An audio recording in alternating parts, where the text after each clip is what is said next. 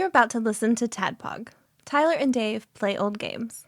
It's a comedy video game podcast. We would like to stress that the hosts are not experts and are really just very crass commentators. Seriously, this is an explicit podcast that happens to talk about video games sometimes. So please enjoy this pretty okay podcast with Tyler and Dave.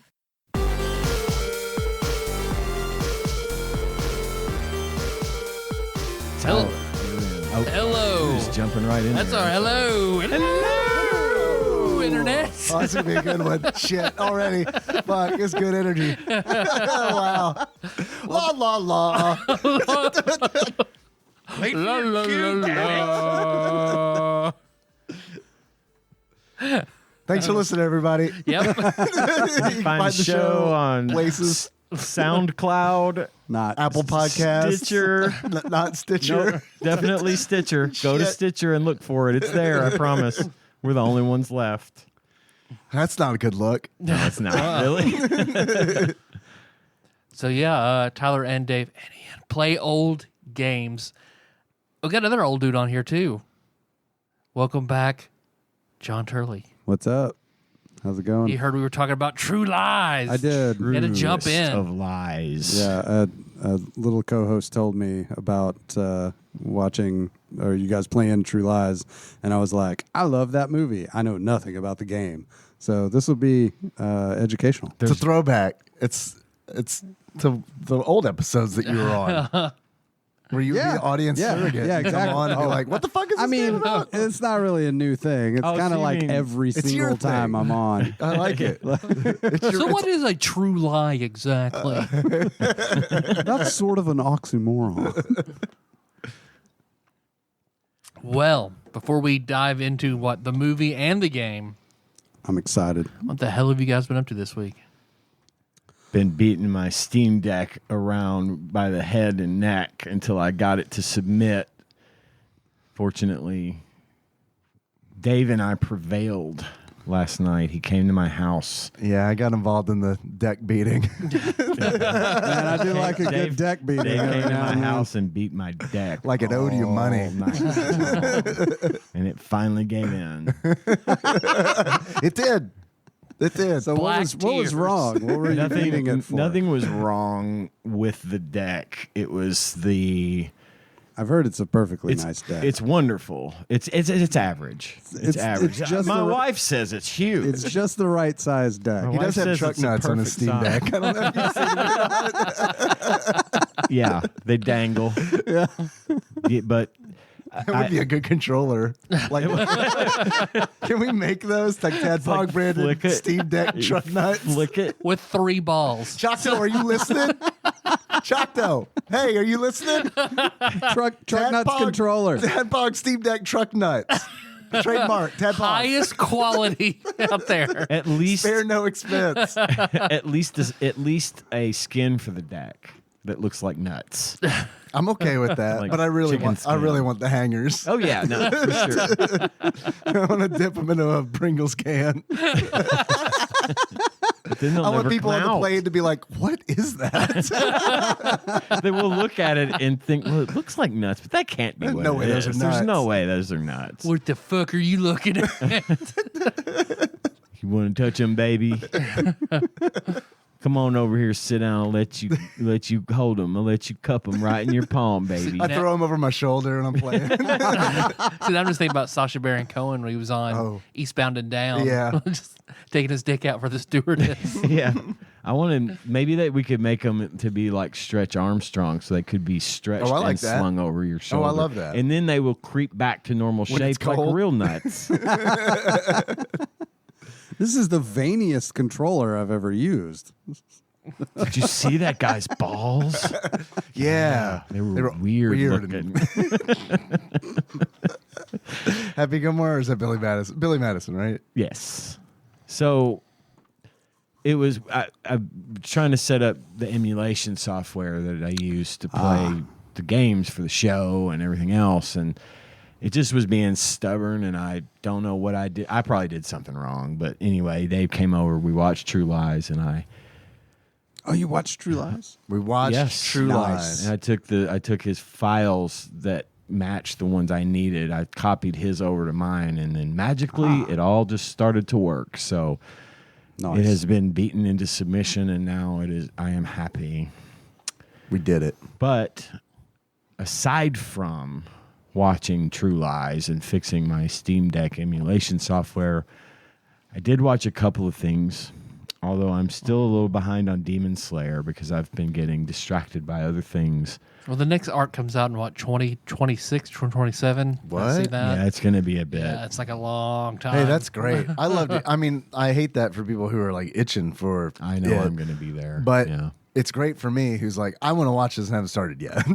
Maybe between now and 2027, Yep. I can watch it. It does not take long to get through it, honestly. The episodes are short. They're half-hour episodes with, like the same thing I was saying about My Hero, where it's got, an opening sequence that's like 3 minutes long and then an ending sequence that's like 4 minutes long. Right. So the episodes are not hard to get through. And it's been really great, though. It's really a great show. I hear it's great. So it's kind of, the episodes are kind of like a 30-minute TV show back in the day when you had commercials. Pretty and It was much. like 22 minutes 22 of actual Pretty show. much. Yeah, that's a good way of putting it. It's like watching a sitcom on network television. So you get about the same amount of not content. I'd watch the shit out of Cheers, the anime. Like, Ooh, I'd yeah. watch the shit out of that. Norm-san! Norm-san! Coach Summer. Oh, that's good. That's good. Watch the shit out of that. That would be amazing. I'd also, I know they've done like this. I'm just. What's her name? What's the blonde girl? Diane. Diane, just constantly with Sam, just buck up. True Sundari. But I know they've done the Star Wars animation, but I would legitimately love to watch like an anime adaptation, like movie adaptations. Oh, you mean Visions? So like Yeah. you want like I want the movies redone. the movies redone. I do In too. like anime style? Yeah. That would be awesome. Choose a style from episodes of Visions that you've seen. Oh yeah, that would be great. I'd love Type to of see thing. Studio Triggers Yeah, for sure. because that would be batshit insane. It would be It'd be a different crazy. movie. But yes, no, I'm with you. That needs to happen because I love Visions a lot, and Yeah. there's a lot. It's a lot of really cool stories that happen in that show. But yes, a redoing of them. I mean, if he was willing to fuck them up the first time, why don't Yeah. we just fucking? Yeah, it don't matter. Animate It doesn't it. matter. Like, It doesn't matter It doesn't anymore. matter. But what I did watch this week, as you all know, I am quite fond of the show. It comes on Shudder every week in the summer called The Last Drive-In with Joe Bob Briggs. And I don't know if I've gotten in. Basically, he and his co-host Darcy, who is known as Diana Prince on other websites, if you're interested in You said that in a way that I feel like I need to Google it. her. And Diana Prince is the name of Wonder Woman's alter ego. If so, take that for what you will. Anywho, he hosts, and he's the whole studio. The set is like he's sitting at a drive-in outside a trailer. It's all indoors, but it's like all his shit is strung everywhere. He's got a fish tank with a lizard in it, and he's this guy that he's an older dude. He wears a bolo tie. But he's been around forever. He used to have a show on USA Network called Monster Vision. And it was kind of, do y'all remember Up All Night with Rhonda Shear? I do. Up All Night. Night. That's right. His show was kind of like that. He would get on there and have B movies, and then instead of commercials, well, they had commercials, but on Shudder now, instead of commercials, he breaks in and into the movie at periods and comments on it and things of that nature. So anyway, You might like the McElroys' second game that they do in the Adventure Zone, where their dad plays with them, and their dad plays essentially that character, or his character has a show where he shows B-horror movies at midnight. That's Oh, like yeah. his character owns a zoological museum. I would love that. So it's actually I'm going to check that out. Yeah, that's Diana Prince. That her name is Darcy the Mail Girl on Joe Bob. But anyway, he picks usually B movies to watch. Some are well known, some are not. Anywho, this past week they had a tribute to animation, and this is, as far as I know, has never been done. The first movie was a movie called Mad God. It was a stop-motion animation movie done by Phil Tippett. And if you act like you don't know who Phil Tippett is, that's okay, because you actually do know who he is, because he is responsible for literally every piece of stop-motion you have seen in a major motion picture since 1975, including but not limited to Star Wars, Indiana Jones, Starship Troopers, you name it. If it has stop motion animation in it at all, he has probably been involved. Do you know, random question, do you know if he worked on Jurassic Park at all? Yes, he did. Because, okay, so it was him. Because I've heard the story of like, because that was Jurassic Park was like a huge landmark for CG. Yes. And I remember like someone was brought on who was really good at stop motion, which is Phil Tippett. It's him. And they were like, how can we translate stop motion? How can we like bridge this gap? So like he helped bridge the gap that was used for, because he's like, well, this is how I would do it if it were stop motion. And then so he worked with the animators. And this guy is a genius. He is brilliant, and he had started this project, Mad God, basically about this. It's an entirely well, I won't say entirely, but it's like 90% stop motion animation movie where a character by the name of the Assassin is sent down to hell by an angry god to slay Satan. And his journey through hell is a gross, disgusting, and horrifying one. And it sounds rad. There's lots of squelching noises and lots of slimy things. I personally did not care for the movie. It's just not my style, but I cannot deny its brilliance. It is technically one of the most unbelievable stop-motion animation things I've ever seen in my life. He brought this project, he worked on it for a while, then stopped, and then he came back to it as a solo project, but he brought in a bunch of interns to help him work on it and to help give them experience in the field. And so essentially they received this as training. I give it 2.5 stars. Check it out. Wasn't say, it says check it out. I recommend the trailer it right now for simply the fact you might like the movie. Again, it just wasn't my style of movie. Right. Even if you don't like it, you still have to respect it. Cannot not respect. What about it didn't you like? I just don't get into real dark. There's a lot of like repetitive noises, and that bothers me. Yeah. I have a real bad problem with like repetitive noises, like baby crying in the background for like a good 5 minutes, or just creepy, scrunchy little. It's mostly so Max Payne next week. Max Payne, Yoshi's Island. We'll do it back to back. I loved Max Payne though. That was a great game. God, man. But that fucking level. Yeah, that level everybody where the knows crying, the fucking and level. It's like, oh, cool, I'm stepping into abyss every other second. Yeah, this that shit fantastic. was rough. I mean, this guy sounds like pretty good. You're cranking the gamma on your monitor. The real all king the way. of stop motion is a little known guy named Ben Wyatt. I Yeah, don't know if you've seen Ben Wyatt's work. I have in not. stop I have motion. Yeah, not. he was on Star Trek. Look it up. Took Look me it a up. second. I was like, Ben Wyatt. That sounds really familiar. All right, Parks and Rec. Okay. He was the Defiant Helmsman, by the way, just so you Yes. know, in Generations. Defiant Wait, Helmsman. not That's what he's Generations. credited as. Yeah. Cool.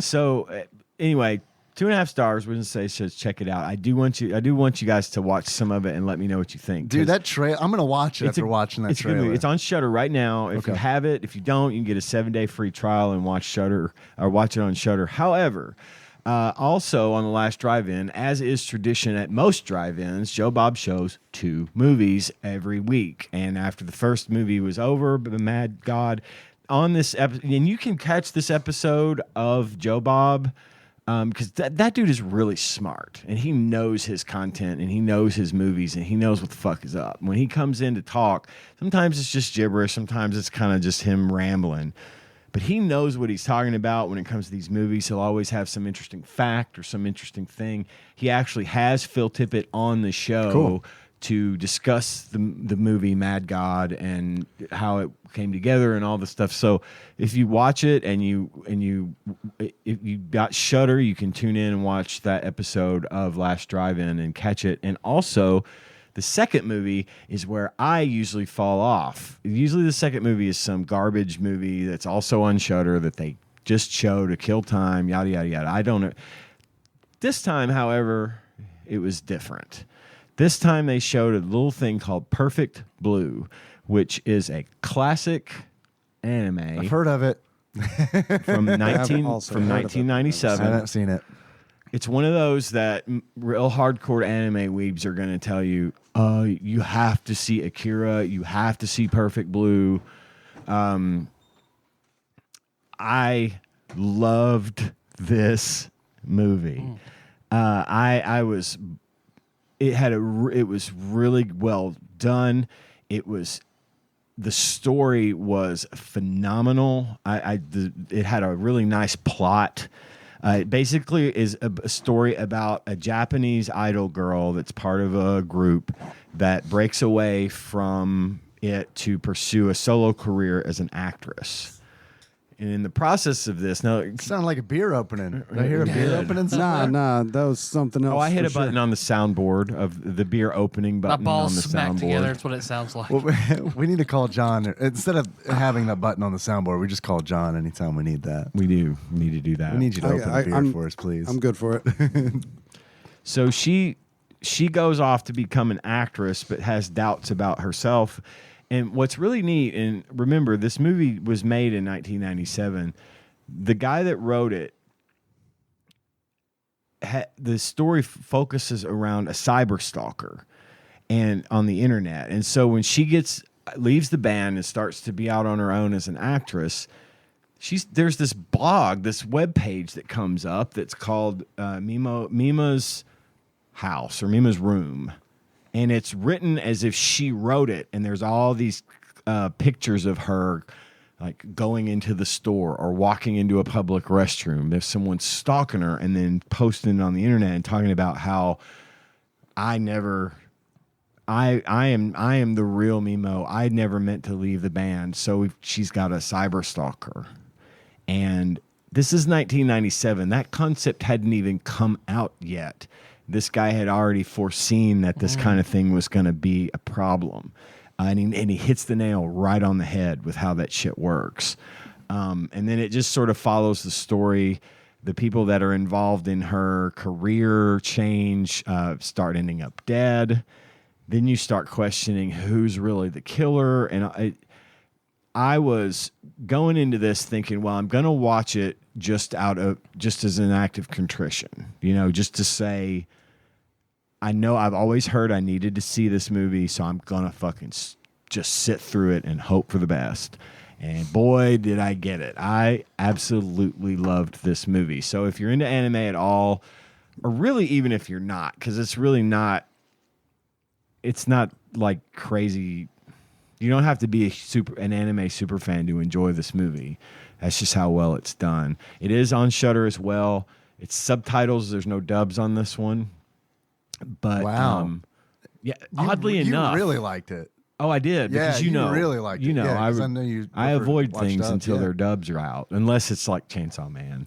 Sure. Because I will just put up with it then, But this is that you get case. To watch it twice.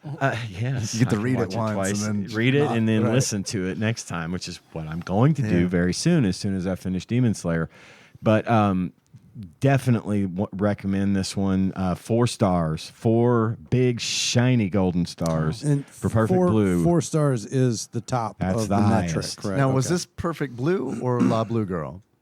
Perfect. I don't get the joke. Oh man, I got something to recommend to you. I love it when that happens. I don't know the reference, but yeah, 4 stars. Wizard Sage says check it out. I am going to stop talking about things I've watched until we get to the second segment. I have, as we mentioned, Dave and I watched True Lies together last night. We had a great fucking time watching it. Just lots of laughs were had. Kind of putting words in my mouth. No, I was there when you were laughing. Unless you were just laughing at how bad it was. I don't think that's true because it's an excellent movie. But when we get to the second part, Tyler, I have a goodie bag tonight, and it is for True Lies. A True Lies goodie bag. We will do the True Lies goodie bag in segment 2. Cool. As far as the rest of it goes, that's all I got. John, how about you? What you been doing, man? Nothing exciting. No. Yeah. Just working kids and all that stuff. Yep. I went on did like a volunteer thing for church where we worked on some people's houses, and I've been going on hikes out in LBL. Nice. That's Canal awesome, Loop? man. You doing Canal That's Loop? awesome. I don't even know where that's at. I've heard of it, but It's around the canal. No. Yeah. It loops. It loops around the canal. we So went, there's a canal, you see. Man, because I've been looking into it. I've been thinking about doing it because we've been walking more, and I'm tired of walking around the neighborhood. I'm tired of walking around Noble Park. They got these sorry to I'm not trying to hijack this, but Paducah cast. So yeah. Well, they got this little education trail that's literally half a mile. So Okay. it's okay, I guess I can walk this a billion times. And then they have Yeah. the Greenway Trail, which is really cool, but it's a big sidewalk. yeah.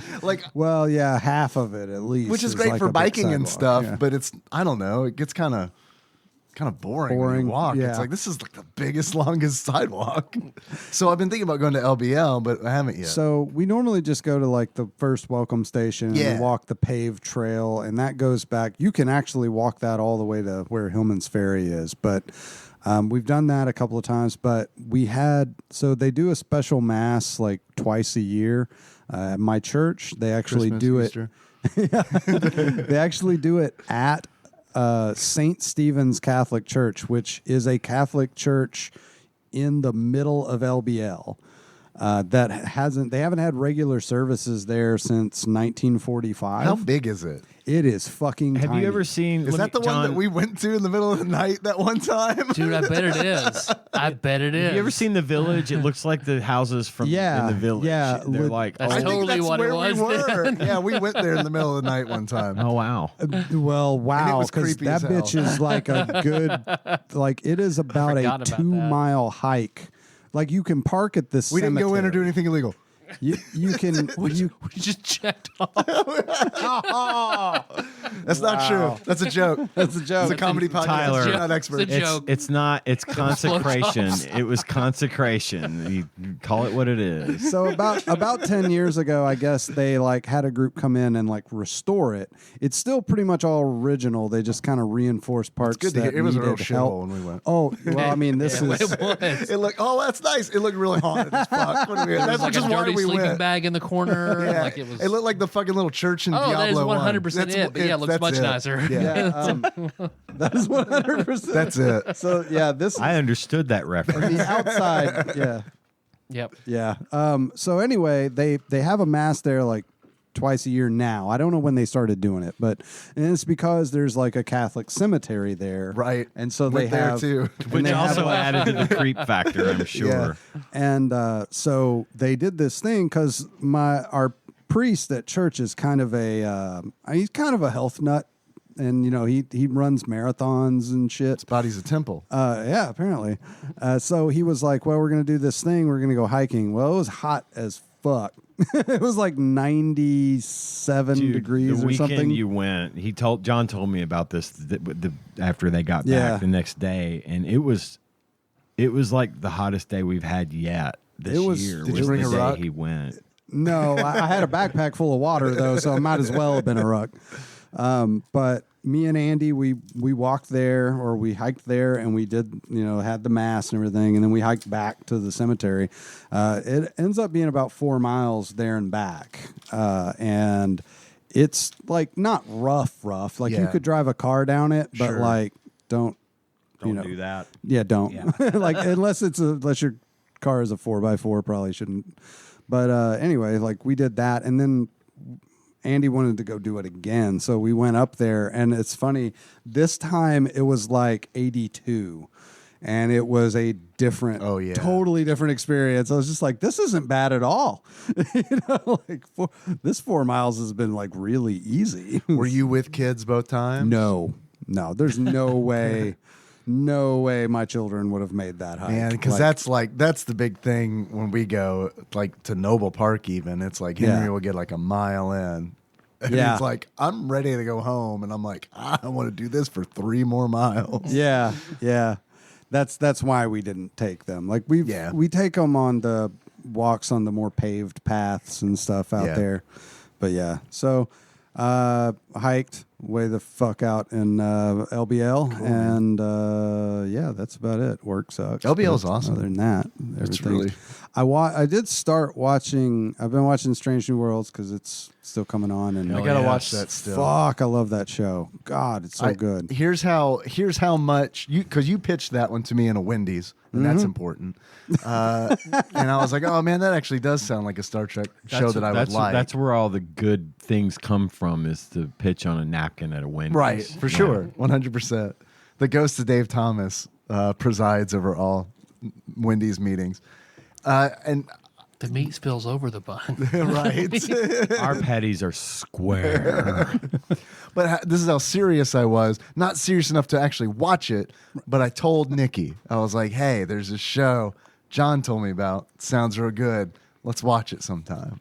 And she's like, okay. I'm glad. That means that it's on the eventually list. It's on the real list. Good. I've been watching that, and man, I just cannot speak highly enough. I am a Star Trek nerd. It is a my God, fucking great show. God, it's so and good. I hope to God that this is a lead-in to a reboot of the original series, because this predates the original series with Kirk and them. What if they do it as an anime?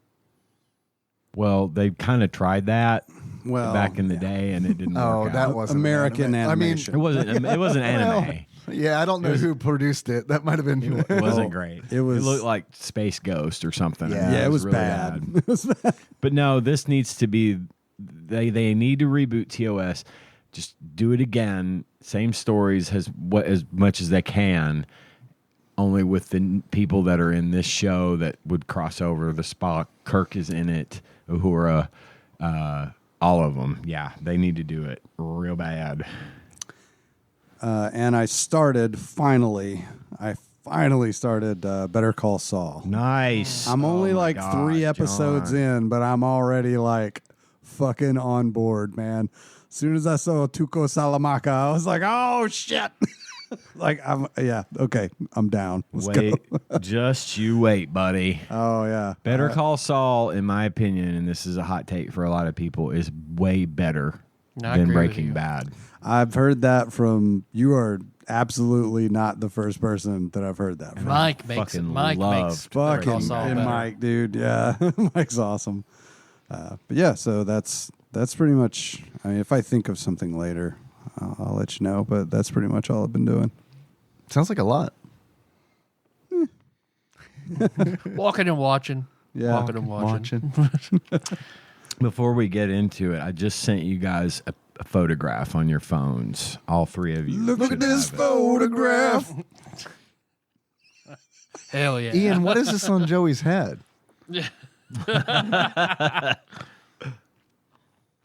Nice.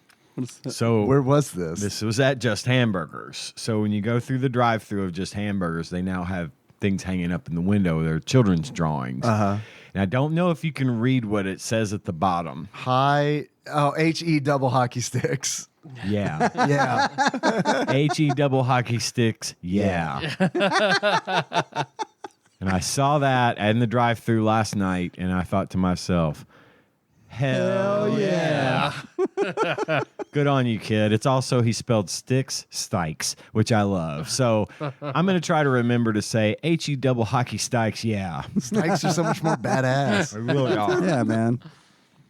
Stikes. What about you, Dave? I played some Trophy Gold on Friday, which is it's a tabletop RPG that I like a lot. We'd played it before, but I'd played it before with this group, and we just hadn't played it in a long time. It's kind of like a rules light. more like a storytelling thing than, I mean, you make rolls and stuff, but it's like a collaborative storytelling thing where it's like a lot of the rolls, it's like encouraged where you make like a devil's bargain, which is essentially everybody at the table can, if they want to, offer up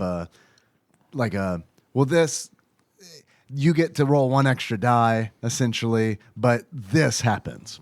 So like if you make that agreement, it's, for example, it's like, okay, you're able to slash the snake, but when you do, its body ruptures into like hundreds of tiny snakes. It's that kind of thing. And you'd be like, yeah, okay, I like that. That sounds cool. I'll take the extra die, and it helps you on your success.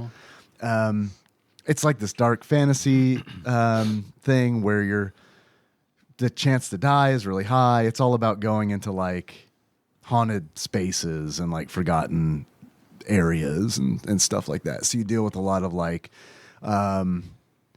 spirits, evil spirits and stuff like that. Like a lot of stuff where it's kind of like, if you can come up with a good enough story where you all would survive, you probably will.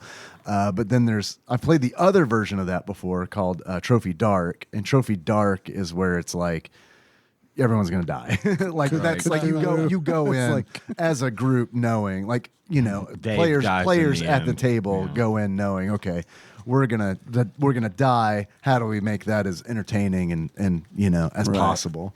And then you don't always die, but no one ever comes out of it the same. Like if someone survives, they're usually like to sanity, gone mentally. Yeah, to sanity. So that's a cool system. That was fun. And then I saw Asteroid City with Dennis on Saturday, the Wes Anderson joint. Oh, yeah. Isn't that one like really short? I don't know what the runtime was. I don't know what the runtime was. However, I do know that a lot of the older people around me thought it was too long. Oh, really? Yeah. Hey, a short Wes Anderson film feels like a long Wes Anderson film. Yeah. Honestly, and maybe that's because I'm one of the old people that was this still going? Yeah, there was an older couple that was like next to me, and like, I don't know, I thought they were enjoying it because the guy was laughing, and then like it's broken into like, I guess 3 acts, and then there's an epilogue, and when it came up and it said epilogue, the guy was like, oh. And I was like, oh, I misread this guy completely. I expected him to get up. That's usually what I see at Maiden Alley, is like, it's crazy, man. Every time I go see like a movie at Maiden Alley, like I saw, damn it, I can't remember the name of that movie. Oh my God, what Matthew McConaughey plays that, like the crooked cop that does the God, is it Mud? Oh, fuck. I know it. I can't think of it. Well, now. it's a movie that essentially ends with, I don't want to give the ending away, but some pretty graphic stuff happens, and it was like old people were just like bloop bloop bloop. Bloop. Like, I mean, it was like they were getting the fuck out of that. They did not want any part of that. I thought it was really funny because I mean, it was. I don't blame them. I'll put it that way because it was like difficult to sit through. I know it. It's something Joe. Yeah, Joe Dirt. Not Joe Dirt. Beautiful. Not beautiful. Killer Joe. Killer Joe. Yeah, Killer Joe. I've heard of that one, but I haven't seen it. I think it's William Friedkin. That is a really fucking good movie. So it's not that out. It's uncomfortably good. Yeah, it's real uncomfortable at the end. It's uncomfortable throughout the whole thing, but it's really uncomfortable. Like that's one of those movies. I don't want to talk about it because it is. You want to be shocked by it. It's like that, but it's one of those where it's like he started with that. Like he started from that and worked backwards. Yeah, gotcha. It's like Bone Tomahawk. Yeah, where you're just like, whoa. I didn't. It is like Bone Tomahawk. I need to watch that one too, man. Dude. It's not that kind of movie, but it is just got that same kind of shock value. Yeah, it's a disturbing movie. Like Bone Tomahawk is a disturbing movie. But speaking of Wes Anderson, I just recently, like within the last couple of months, watched the Grand Budapest Hotel, which I really liked. I thought it was a really good movie. I thought Ray Fiennes was fucking spectacular in it. Like, he was really, really good. Speaking of Ray Fiennes, have you seen The Menu? I've not. I've heard it was good. Or Harry Potter. I've heard it was... What? What is this? Harry Potter. Who shall not be named. You can't say his actor name either. Yeah, I do like Wes Anderson movies. I haven't seen like all of them or anything, but I've seen more than a few. So I thought Asteroid City is one of those movies where it's like, because I saw it with Dennis and we talked about it, and like, because he was like, "Did you like it?" I was like, "I liked it. I did not understand it. Like I did not understand. That's par for the course, though. And it was like, I think there's a lot of different ways you could. I mean, it was entertaining, and there was some really like. It's clever, of course. I mean, that's kind of like part and parcel. I feel like it's clever, but there were a lot of things. Like when I left, I was like, "What was he trying to say?" You know, it feels like he was trying to say something, and it completely went over my head. There's a lot of his stuff that's open for interpretation too, I think, but they're all. I mean, I like Life Aquatic. Yeah. I liked Royal Tenenbaums. Yes. that is maybe my favorite. Yeah, I mean, Fuck, that's a but good they movie. can all be sort of interpreted one way or the other. I don't think it really matters, but I have not yet seen that one. The cast is great. I mean, the cast is fantastic, and I mean, it's like They always are. Like, Yeah, for he sure. gets such good casts for those movies. And like it's shot beautifully. So I mean, it's shot beautifully in a way that like a lot of movies aren't shot anymore. He is one of the few actors that still uses the rule of thirds, like in almost every shot, especially those wide sort of vignette shots. Yeah. That look. Yeah, There are a lot of really cool shots and a lot of really cool framing, and I got more from that, I think, than the actual like story, because it's kind of like the premise of it is where it's like you're watching a play that was written sometimes, and he experiments with breaking that from time to time, which I think is really cool. I like that, and visually it was really neat, and it's interesting to be like, oh, okay, this is not the actor now, or you're constantly watching, and the play is bad. Like, I mean, like it's supposed to be. Like, I assume that it is, you know, because it's played so straight that it's like, I think this is bad. But does everybody else here think that this is bad? And it's weird because it's like you can tell so much care was put into the movie that it's weird that the play is as bad as it is. And a lot of time you're watching this really bad play in a movie format. And it's like, when it was done, I was like, I asked Dennis, I was like, so was this like an Andy Kaufman thing where we like sat through like a bad play for 2 hours? But anyway, I don't know. Your mileage may vary. I think it's one of those where it's like, I've heard people say that Wes Anderson movies are like pretentious. And I think if you have that opinion, definitely do not see Asteroid City, because like when I was done with it, I was like, was that what? Okay. I mean, it was pretty, but I didn't get it. I mean, I'm not going to lie. Part of the appeal of watching a Wes Anderson movie is the visual. Oh, absolutely. Like his style is just incredible. Yeah, I mean, the color is great. I mean, all of the color grading is fantastic. The shots are great. All of that in itself is really good, and a lot of the dialogue is really good too. And if there's a Bill Murray gunfight, that's always a good thing. So anyway. Check it out or don't. If you like Wes Anderson, check it out. If you don't, do not. I don't think this one's going to win you over. I don't know if it like happened. I don't know how old this video was when I watched it, but there's like they call them gun tubers. They're like the YouTube gun channel. Oh, people. I thought they're like potatoes shaped like guns. I just think they're guns shaped like potatoes, or potatoes shaped like guns. Potato guns? Gun tubers. Guns that shoot potatoes? Yeah.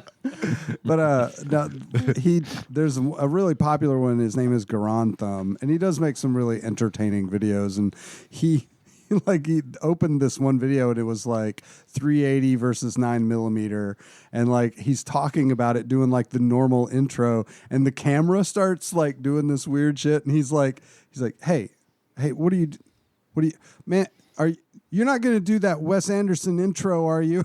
And then it cuts immediately to this very Wes Anderson style intro where everything's written on cardboard in the frame, and they're carrying the targets out to the line. It was like really well done, though. I just thought that was really funny. Tyler, Ian, what have you been up to, buddy? Oh, it's been fucking busy. We stopped recording, and the next day it was just hit the ground running until right now. So, Friday was going to not sound like good, but good news. So, like we were able to get Jack in for an autism evaluation, so he got an autism diagnosis, which we knew, right? But so that opens the door for a lot of stuff, like a lot of therapies and programs and stuff like that he'll benefit from. Excellent. A great deal. But the thing is, like, I'm glad that Murray State has a program that he was able to get like right in. Most other places we looked at, like immediately. Yeah. Wow, so that is anywhere amazing. between 2 and 10 years, like everywhere else we looked. Like the King Should Have Fucked Mountain Place in Louisville was a 10-year waiting list. Whoa. And Murray State's way closer. Yep. Way closer. There's a new autism center getting ready to open up for the Easter He gets Seals. grandfathered in. Is that right? Good. Seals. Yeah, we. Yep. John and I set up the network stuff there. They're one of our clients, and so we got to see the new building. They have redone that thing from. It used to be a really shitty nursing home that you used to work for. Oh, okay. Well, I'm glad someone used that building, because it's not a bad building. Well, they've redone it. It is fantastic now. Awesome. It's state-of-the-art facility, and I love that he's going to be able to get in there and take advantage of it. That's awesome. And then he had his annual neuro appointment in Louisville, so then we went in that, and that was great. Looks even better than last year. Excellent. One more, we'll go again next year, and if that's good, then we'll only have to go every other year. I love it. Cool. Great. That's great news. So, and then we went and Melissa's parents wanted to turn it into like a trip, so we went to what did we do there? Because they went to like that Panama Jacks indoor facility and just did games and stuff for the kids. So cool. It's good but busy. So I did not get to watch True Lies. I did watch the cinema sins of True Lies. And I'm very confused about what this movie is after watching We'll get you up to speed, okay? Oh, yeah. Okay. Especially So I was after like, is it a joke? Is it a comedy? my goodie bag we'll is get going to to make it. everything super clear. Hey, at some point, though, do watch it. It's so good. Yeah, but that's all I've been up to. Okay. So, well, do we Wanna do a want to draft? do like a draft? Yeah. Yeah. Do a draft? Hell yeah. Okay. Hell yeah. HE double hockey stikes. Yeah. Stikes. I see you do not want You paper want to Dave. try You're one of good. these chips? No. Arcade cabinets. We're going to eat chips later. Arcade cabinets? Yeah. Favorite arcade cabinets. I've been instructed by one of our users, listeners, and again, I apologize. I can't remember who said it. Does it have to be favorites, or can we just draft it like we normally draft it? Because sometimes this shit I list is not a favorite. It's like an example. Well, an example would be. I'm saying you're giving examples of arcade cabinets or whatever. Yeah, just or listing you're ones that I saying think would be crowd that favorites. would be crowd favorites. Yeah. That's the That are going to It is a earn draft. the most points on imaginary points on the bullshit board. I'll do favorites. Yeah. I get what you're on the saying. fantasy arcade I'll do game. favorites. So we'll start with John 1, clockwise down to me for 4. 2, Dave. Miss Pac-Man. Particularly one that's modded with the turbo Chia. Now, wait. The tabletop or the upright? I do like the tabletop. Oh, Cthusiast Jeff is the one that recommended this one. Thank you, Jeff. Yes. I like the tabletop, but I'm going to go with stand-up. Upright. That's classic. Yeah. I mean, I don't know if there's one Miss Pac-Man arcade machine that I swear has been in our town for decades that has just jumped from one Mexican restaurant to another. Yeah, that's not wrong. And because I remember seeing it at the one we used to go to when I was in high school, and then it was in Los Amigos on Broadway. Then it was on the there's another Mexican restaurant that's on the south side. And at that point, I was like, I'm going to ask if I can buy this. And then no one could tell me who owned it. No, like they're like, I don't know. Someone comes by and gets the money out of it. Pizza by the Pound, did it have a Pac-Man stand-up or a Miss Pac-Man stand-up? I don't know. I don't remember They have an there Elvis being a stand-up pinball. arcade game in there. I knew about the pinball. This but was a super long time ago. I watched one of the owners of Apex play that machine. Are you sure that it was a Pizza by the Pound? No, I'm almost it wasn't. I think that was at It was Los at Amigos. Los Amigos. Was it Los we were Amigos? all I don't know there. why I was and it was thinking at Los about- Amigos. I don't know why I was thinking that was a Pizza by the Pound. They do have a pinball machine at Pizza by the Pound. Maybe that's what I'm thinking of. But I remember that day because we were at lunch. Yeah. And Jay, that person, would not die. He would not die. No. And we were riding with him. I So thought he we was just going had to kill screen it. Like, Yeah. he's ridiculously good at that game.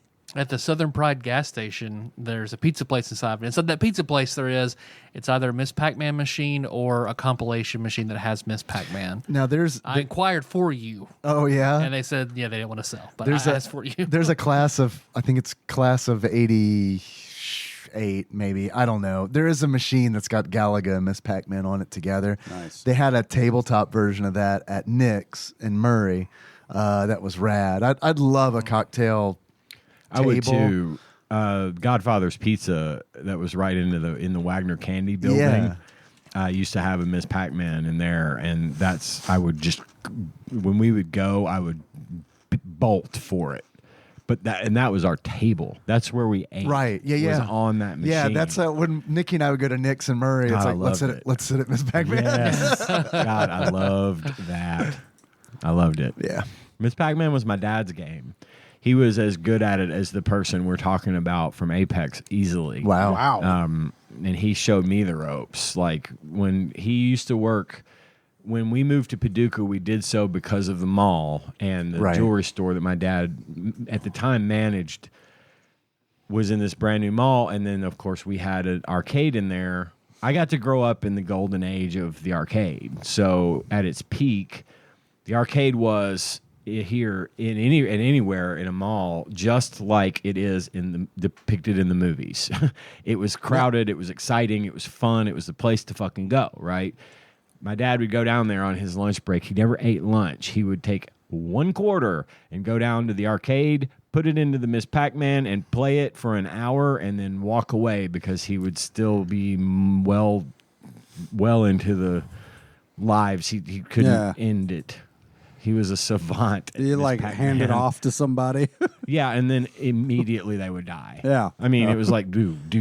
Because, I mean, by that point, Miss Pac-Man's moving at the speed of sound, So, good pick, Dave. Love that game. It's a classic. It's perfect. Yeah. I've been tempted It's better than before. Pac-Man. Yeah, it's way better than Pac-Man. I've been tempted before to like get. Obviously, I'm asking the people at the restaurant where it's like, hey, do you know who owns this? But the more I wait, the more I'm like, I think I just want to get a really nice one, like because that one's got history, but it's like beat the fuck. It's seen some shit. and it's yeah. It has. I know To what get you like a mean. nice restored one would be awesome, and not one that I restore because I Right. won't do it. Nope. What about you, Ian? What's number one? First round draft for Ian. My draft is going to be less games I really like to play and more games that, regardless of whether I like to play, that I was fond of. Mm-hmm. My first one, though, is a game I very much loved. It was going to be Miss Pac-Man. But my second pick for number one was Galaga. Damn it. Yeah, man.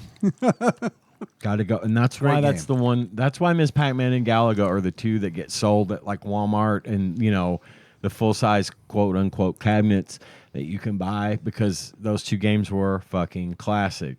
Galaga rules. Nothing more satisfying than having your ship captured by one of the big guys at the top, takes it up, you shoot him. Now I've got 2 guns. Ho, ho, ho. And then it's just death. You looking at my achievements? Raining death. My number 1 would be 1. I think it's universally loved, but 2, it's probably the arcade game I've got to spend the most time on because it was at my local Mr. Gaddy's on South Side. I remember Shake and I playing it in the 3rd grade. I remember playing the shit of it at Pocket Change in the mall, and that is the Simpsons arcade game. I knew it. I knew it. Perfect. That's a great game. Perfect video game, especially in cabinet form. I love that game. Konami Excellent really choice. nailed the licensed beat 'em up. They arcade really games did. with that and Ninja Turtles and yeah. John, Yeah, I'm taking Turtles. which one? Which one? Whichever the one was that had the 4-player, like the big one. I don't know. 'Cause there were Whichever two. one they had. Turtles the arcade game and Turtles in Time. I bet it was Turtles the arcade game. Yeah, I think bet it so. was, too. It was The, at the Po- first it was at level Pocket is Change. you're in whichever It was one the they arcade had. April's game. burning Yeah. apartment, and you fight. Yeah, beat up yeah. on the that's person. the Yeah. first one. Yep. Yeah. That was the one that they had at Pocket Change. That was the best though. I loved it because like you'd be playing and somebody would just jump in. Mm-hmm. You know, like, That's and what there's was so 4 great. people, so like You're playing with a total stranger. You can make friends over this game, and Right, it doesn't yeah. affect. It doesn't hurt you necessarily that No. someone drops in a quarter. It only helps. It's like, oh, cool. Now we can go a little longer. I Diablo's loved it. minions I go loved that stronger. idea. Dave, second round. Donkey Kong. Yay! Donkey Kong. I'm just glad that I made it to. I was like, man, Donkey Kong's gonna be a round 1 pick for somebody. But you guys had great picks. That's tough. Donkey Kong for sure. It's got a whole fucking. I mean, it like rebooted. I mean, it. King of Kong like Yes.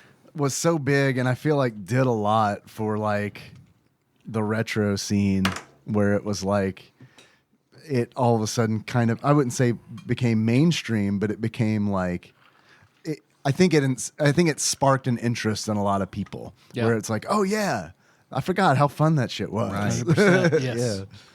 Ian? My second round pick is Afterburner. Afterburner. Oh, I loved the sit down cabinet that you could sit in. I felt like I was in a fighter jet. It had the big old the control, stick, yeah. and you pull it back to go up, and you fire missiles and stuff, and you could do barrel rolls, all that good shit. Afterburner, my number 2 pick. It's a good one. So for me, the same vein as The Simpsons, one that I played the shit out of at Pocket Change, X-Men arcade game. It's a good one. Damn. Yeah, It's a good one that is a good one. with the dual displays. Yes. It's huge, man. Pioneered that. And It's it's like, huge. whoa, I don't have to like cock my head to the side to see what's going on. Yep. Yeah, that was really good shit. Who's your favorite to play as? Colossus. Colossus is great. That's every time Kenny goes into rage, that's the sound that played in the Scott Pilgrim game. Yeah.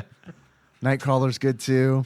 Oh, yeah. I like Nightcrawler a lot. I don't, but Wolverine. I mean, I come played on. Wolverine I gotta play all the Wolverine. way. Yeah. I'd end up playing Snickety, Dazzler more snickety. often than not. I'd be nice, but like, fine, I'll be Dazzler over here. Oh, I was about to say, were you the last one at the cabinet? I'm like not 100% sure that this was an arcade cabinet. I think it was, but Missile Command. Missile Command, yeah. Yes, it was. The It had a ball. trackball. Yeah, the trackball. Which was I loved that shit. That was I thought amazing. That was so cool. It was an amazing concept. I loved playing Missile Command and I got really good at it too. It was not easy. It was not fun, an easy but game. it was not easy. God, all the lines, and you just have to hit them just right, and the sound effects, very in that same vein of Defender. Yeah. It's made by the same company. Midway, is it Midway? I can't remember. I They're believe so. Atari. But it was that same. It was that in that same vein. But it was an Atari. It had game. the same kind of graphics. It was like the laser, like loved it, and nothing more satisfying than when you beat a level and it just makes all of the nuclear explosions happen on the screen, and it's just all bright and shiny. I love it. It was great. Missile Command was Atari. Okay, cool. Yeah, I was when you said Atari, I was thinking, yeah. I knew they had it because I remember vaguely. They didn't have it at Pocket Change. I don't know where I played Missile Command, but I remember playing it because I remember the trackball.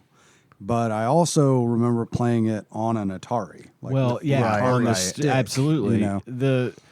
The Missile Command game was one of the early arcade favorites. Like, it came out around the same time as like Space Invaders and Defender, like the original early 80s, late 70s even arcade games. I remember the first game I ever played was Space Invaders, which was at a Salvation Army thrift store up the street from where I lived in Madisonville when I was about 7.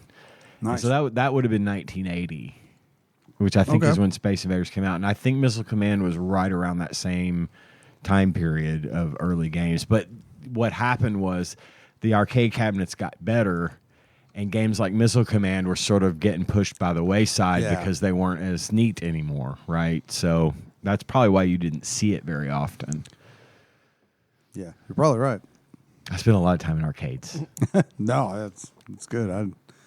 Dave, number 3. Donkey Kong Jr. I have that as an honorable mention only because I knew you were going to pick it, and I didn't have it in my list initially. I didn't want to replace something in my list. But I have more time on Donkey Kong Jr. than any game ever, and that's because of my friend across the street had his own Donkey Kong Jr. machine. You were on the Donkey Kong Jr. episode. I was. Yes, I forgot remember about you Was it talking. Donkey Kong Jr. or was it Donkey Kong about Jr. that. Math? It was Donkey Kong Jr. Math was, I think, the episode I was on. Right, I think. As a guest. I was just curious. But I brought up the fact that, yes, Right, I that he played had that it. game Yeah. fucking So that's where you talked about going on that girl who threw up. constantly. And then when you played Donkey Kong. Yeah, something like that. It all happened in about the same time period. But that's Donkey Kong Jr. is, I think, a great game. Oh, it's wonderful. And I think it was like a great, it kind of sets the precedent of Nintendo doing weird shit on their sequels. Yes. Because Donkey Kong Jr. is like so much different than Donkey Kong. It flips, it literally flips like the protagonist to antagonist. And also like the gameplay is completely different. I didn't play it in the arcades first. I played it, I think, on like a friend's NES. And it's like, I remember being like, this isn't Donkey Kong. And then like, this is cool though. I do like this. Yes.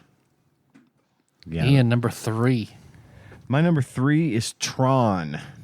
I loved Tron, and I loved it the most for the light cycle. There was 4 games in one, and you pick which game you want to play. If you beat that, you go to the next game. And so there was one where you would throw discs at the master computer. There was another where you would throw discs at each other or at the CPU as AI. But then there was another one I can't remember. Oh, I want to say it was like a tank game. Like the tanks roll around, you got to hit the other tank in a maze or whatever. The other was the light cycles. And the light cycle game was my absolute favorite part of Tron.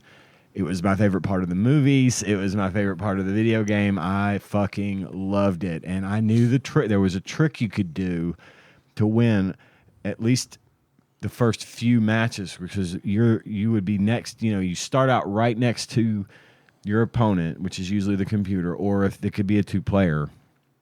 But you go, and as you go, you leave walls behind you, right? Like, if you would go up and make a backwards letter P, you could almost always box in the computer and cause them to crash and win.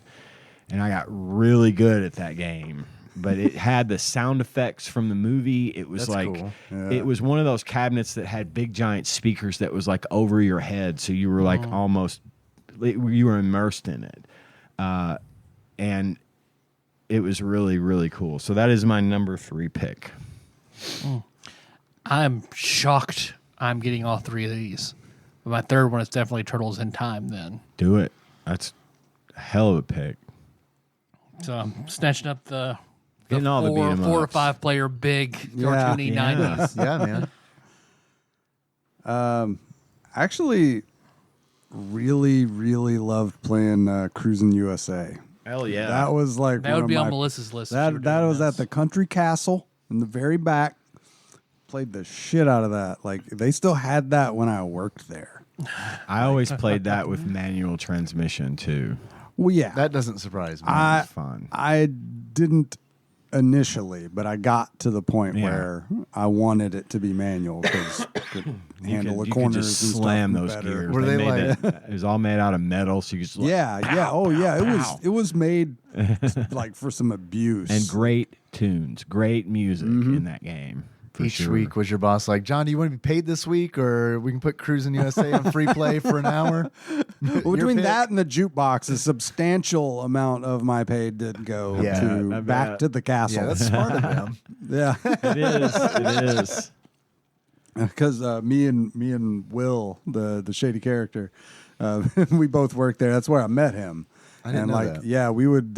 He ran the fryer, and I was a dishwasher, and like we would go back there and listen to like the front was like all the country music for the most part, but then the back jukebox had like Stone Temple Pilots and Metallica and like a lot of alternative.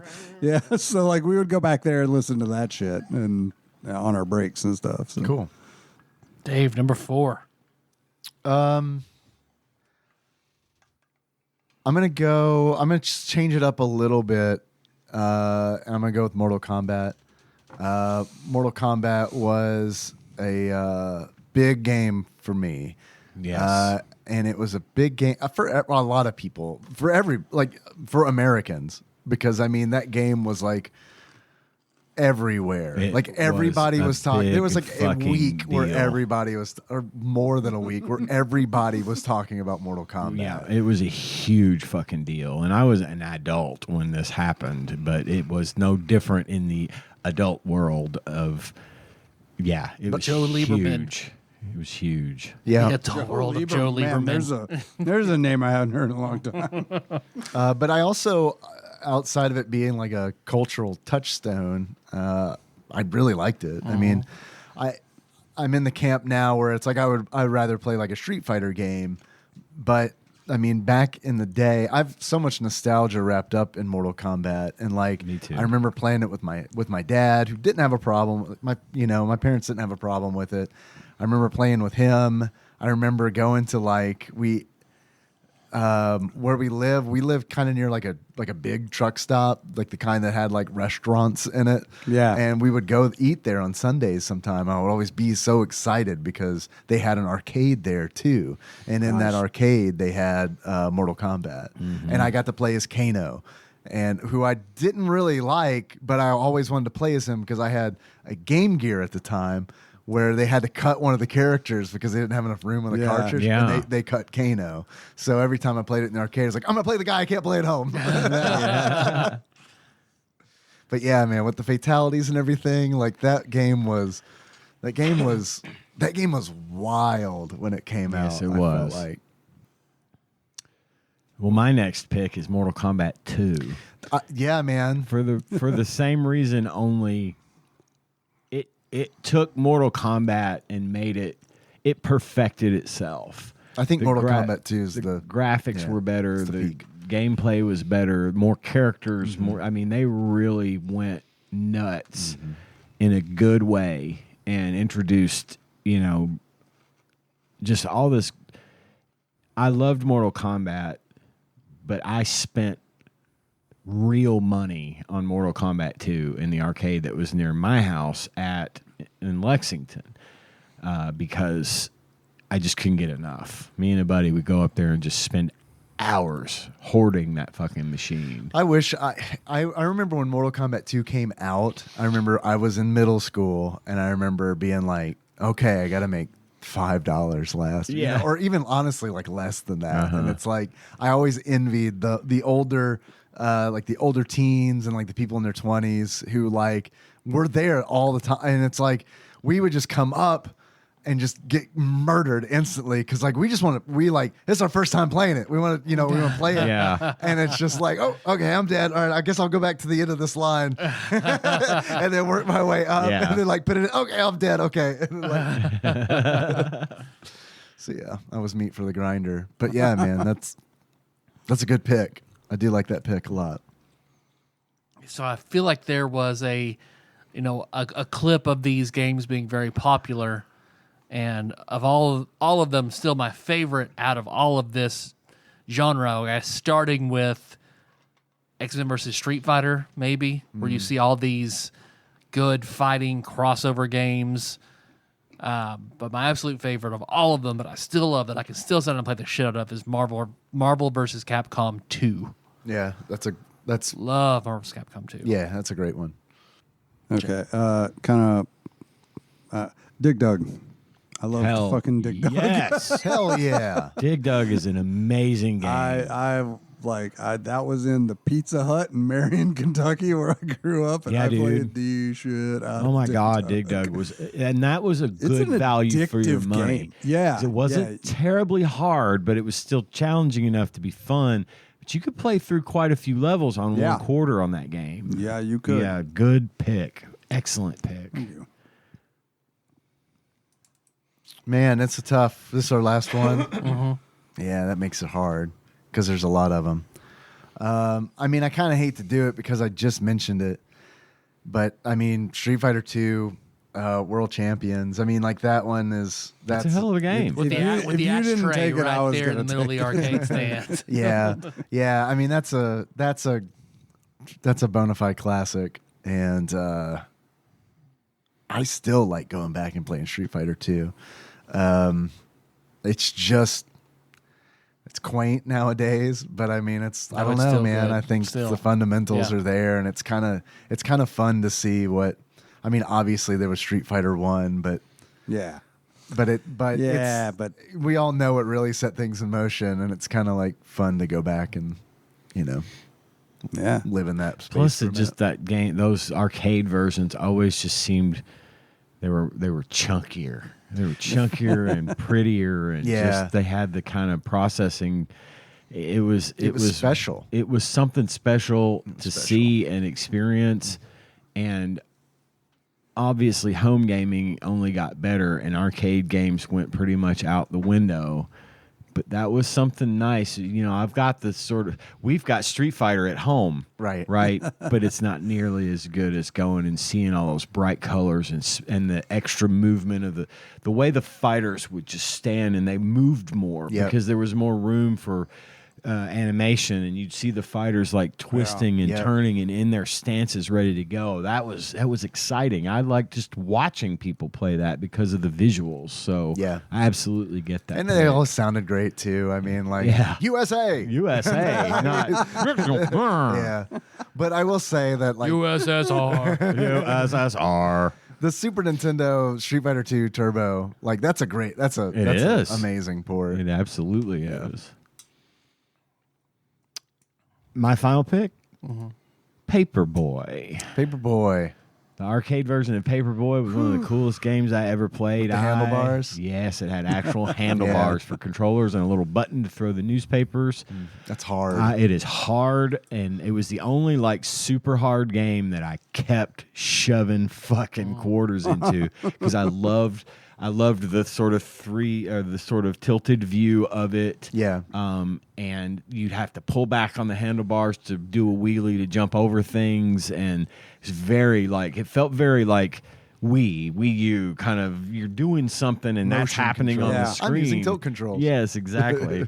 I loved that game. Yeah. It was, and the sound and the visuals again in that game were just, they burned into my brain. I loved it. Paperboy on the NES is like one of my top 10 I know NES you games. played. I love. You did a speed run on that, didn't you? Or a high score or run. high score run. Yeah. Paperboy is, man, I've loved Paperboy on the NES, but I never had one at the arcade. So I was an adult when I played Paperboy at the arcade for like the first time, and I was like, completely, it is a completely different and it was on experience. free play, and it was like, no, my ego's shattered. So hard. This is insane. I never got very good at it, but I never got mad at the fact that I was bad at it because I just loved the experience of playing that game. That one really got me. It was really good shit. My last one, I'd never seen anything like it at the time, and I loved it. I remember, Dave, you and I played it in Illinois, and you wanted to master it Deadpool style, which is House of the Dead 2. Yes. The House of the Dead games are Those fantastic. are great fucking games. In I fact, don't think I ever played those. Oh man, you dig it's it. one of those You dig it the on-rails most. shooters Oh, where you got the that'd be- actual gun and it's like going through the Oh thing. shit! Yeah. We that love goes to those. my Well, and I have Terminator 2 as an honorable mention because dude. it's- yeah. Well, I was about to say. What about Operation Yeah? Wolf? I am. Is that I am- going to be your? well, Does that have no, the I'm- Uzi that I'm- you would hold the that Uzi was was always one of It broken had the anytime I ever Uzi, and wanted it to had play like it? a little button you could hit that would launch a grenade. Yes. So like, yeah, it's like almost a screen clear. Yeah. But you only have very limited. But no, I was gonna say, it's not just a clever name, Captain Gun Nerd. I loved Area 51. Oh shit! I forgot about it. You and I played Area yeah, we 51 did. at the prom. If I remembered that, I would have last picked that time. for number 5. I'd just forgotten God, about it. what a Fuck, great I love Area game. 51. Yeah, I played the shit. I mean, I would play that game till my fucking arms were just shaking from holding Yes. that tiny plastic controller. Going to Yes. muscle failure. Yeah, I mean, Okay. seriously, like just fucking shaking because I'd held my arms out so long. Yeah, sure. It was still fun and Yeah. good times. I like that game. I also had Dragon's Lair on my honorable That's a mentions good list honorable mention. because I hated playing it, but I distinctly remember the first time I saw that game. It was in an arcade in Madisonville called Pirates Cove, and I had no idea that it existed. I walked in and was watching someone play a fucking cartoon. Right. Yeah. And I was like, what the fuck am I looking at? What is happening? Turns out the game was garbage for me. I couldn't play it. I didn't have the reaction time to pick the right tunnels or the, whatever. Sure. That game still fascinates me. I watched someone play that, like long play that game on YouTube. Yeah. And he beat it. And I just watched it and thought to myself, how the fuck can anybody do this? Because I still got that child brain. Right. Yeah. Just not able to process what Well, the I was SNES seeing. is a great port. You should play it. NES is even better. Honorable mentions, man. Star Wars. The Star Wars Yes. Vector arcade Yes. game. Wow, that was a cool game, man. That was good. That was a cool I game. still play that at prom every year too. And that was like in the beginning times too, where it's like, wow, just imagine what they can do with this stuff decades from now when they add like textures, So that's all that just the wireframe yoke, stuff. just the Yes. yoke on that game was Yeah. just And the sound. awesome. I and mean, the even sound the sound from I the thought movie. good. It was Right. sound Yeah. from the movie when you Yes. fire those lasers. It made that wink, wink, wink, wink noise, and it's like, destroy. Simply put, destroy the Death Star. Right. Destroy TIE fighters, and it was simple. That was what got me loving those flight type games, first Space person combats. space combat games, just because it was brilliant. It's a really cool it was game. A really cool game. Actually, had forgotten about it. I would have put that on my list had I thought of it. It was close to being on mine. Yeah. There were several. All these honorable mentions are one where it's like, oh God, man, I'd love this to be Sure. on there. Star Wars, Frogger. I think Frogger gets a lot of. yes. I'm glad to hear this because I feel like Frogger gets a lot of hate. But like it's a Frogger, brilliant game. Frogger is like, man, I have so many fond memories of having like the PC port of that, like when I was a kid, and playing that. And then like that was one of the experiences where like it actually translated to the arcade. It wasn't like a pixel perfect port or anything, Yeah. but it was your like timing. enough where it's like, yeah, okay, this is Plus, it appears in a Seinfeld episode. Yeah, so. yeah, There you where go. they actually play Frogger with the cars. He needs a hole with the cabinet. Like the cabinet is Frogger. Yeah. Cubert is also on Oh that my list. God, Cubert is such a great game. I loved Cubert I was enraptured with Cubert when I was In before Pixels. Yeah, Yeah. and Pixels, of course, with all his swearing. I feel like one of the things about the arcade that I miss most is that we all kind of mentioned at least one, I think, where like it's a non-standard controller. Absolutely. Like Yeah. that, and you know, A you don't unique get that layout or- experience yeah. on a console You're or absolutely even really right. on a PC unless you spend some money to do it. But like, you know, Cruising's got the steering wheel. Right. I can't remember the name of that motorcycle game where you sat on the fucking Oh, God, motorcycle you and lean tilted on it, it? and Oh, it would man. do your turns. Remember the skiing one and the snowboard one? Yes, yeah. But like the paperboy with the fucking handlebars, like Yeah. the track balls, like Yeah, with like all of Centipede those. and Ooh, Centipede's another yeah, good one. that's a Centipede's good also one. my honorable mention. Damn. The But PC it's like port of that too. I feel like we miss that now. You know, or at least I miss that now. I know there are still arcades and stuff, but it's not like we can just, you know, run down the street Right. and hit up the arcade. And I just think that's so cool how you had all these different, Yeah. you know, very game specific. Yeah. Well, and control they methods. wanted it. They needed quarters, right? They needed your money, and they were innovating all of this new shit to get people to shove quarters into it, and it worked. It worked. Oh, yeah. Like that for Afterburner had that effect on me. It's this gigantic cabinet that you sit in, and there's Yeah. speakers It's a everywhere. cockpit. And I feel like I'm flying We're a sitting fucking in a fucking F-15 or F-14. Is it the one that had the screen in the back? Yes. Like you could look over your shoulder Yes. and see fucking planes coming in? Like I think that was it, or there was like an Afterburner 2. Yeah, I it think may have been done one a little that. later. But yeah, that kind of stuff was what got my attention the most, was alternate control, not just joysticks and buttons. Right. Yeah. Excellent point. Qbert was one of those games where I was fascinated with it. Like, that's like probably honestly, aside from playing blackjack on the TRS, Qbert's like one of those where like I remember being. This is like before preschool, so like 5 years old. I remember being like fascinated with Qbert. And I think it was, I don't know who it was, some fast food restaurant had like little Qbert toys. I think it was like Hardee's or Rallies or something. Yeah. And I remember just loving those and getting like the little purple snake, Qbert on a little rainbow disc. Man, I had shit was Qbert great. on my Atari 5200. It was one of the like 4 games I had. Yeah. And I played, and it was a fairly accurate port of the arcade because it was a 5200. So I think it ran at like, I want to say it ran at 32-bit. I can't remember, but I played it obsessively. Yeah. I loved that game. I'd forgotten all about Qbert. I've only got one. I remember it super well. I just remember I didn't pick it because I didn't play it. I watched my dad play it. It's one of the few arcade games that he got into, and because like the church had like a bowling alley or a bowling team for a short time, so they would go to Cardinal Lanes or whatever after Wednesdays or whatever. But He they would serve play it. alcohol at Cardinal Lanes, Tyler. Only if you go in the bar. Oh, yeah. Jesus stayed in the lanes. So, like, whenever they would be between sets or whatever, he would go over because they had a little arcade thing over in Yes. Right. Yeah. A little Yeah. arcade nook. You Yeah. had to walk through it to get to the bathrooms. Yep. And there was one game, it wasn't there very long, and he would get really into it, but he didn't want me to play it.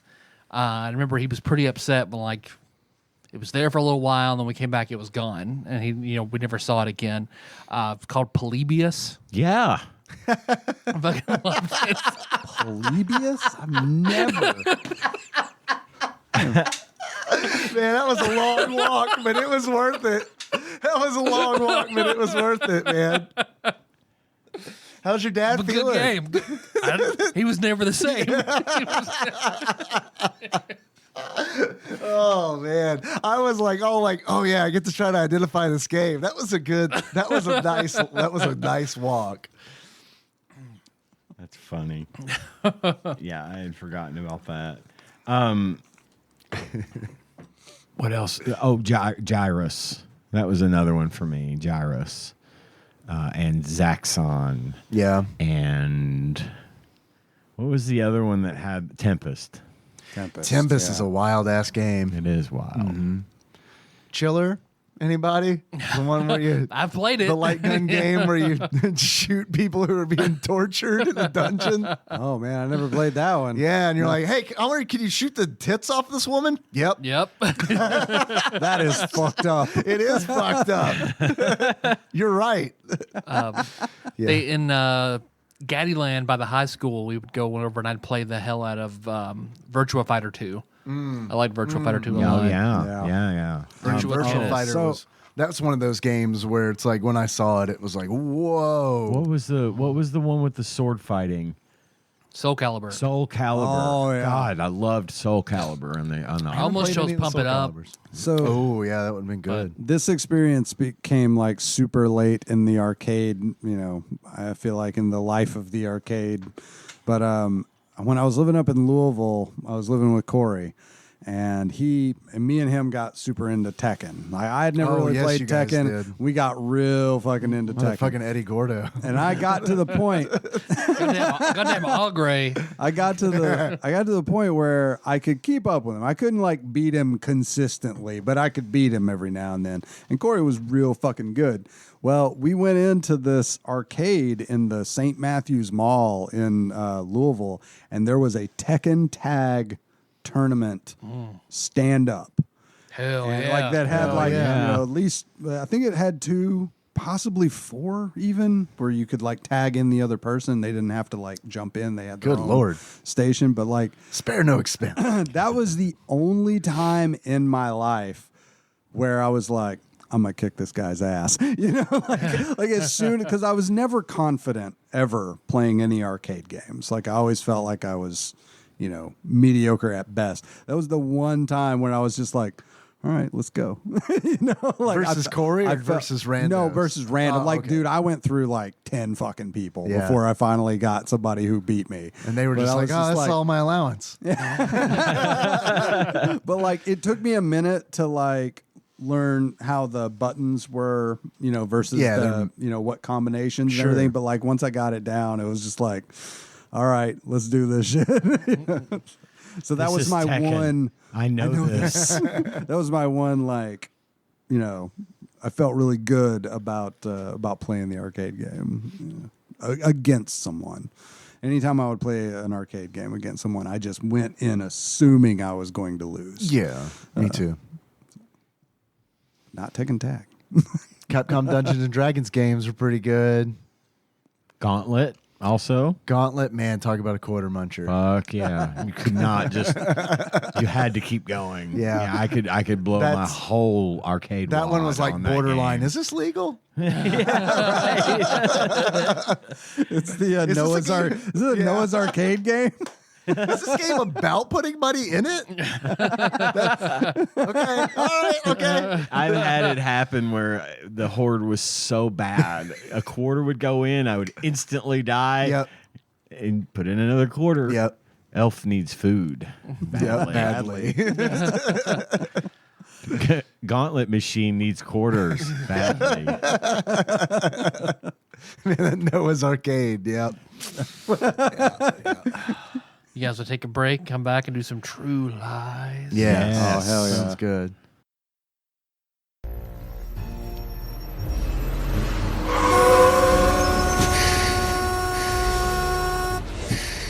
Hey, hold it! Fucker! What's going on, man? Sick or something? Looks like that got kicked. It's hell. It's hell. Helen. Helen has something to do with Helen, I'm guessing. Helen. Helen is having an affair.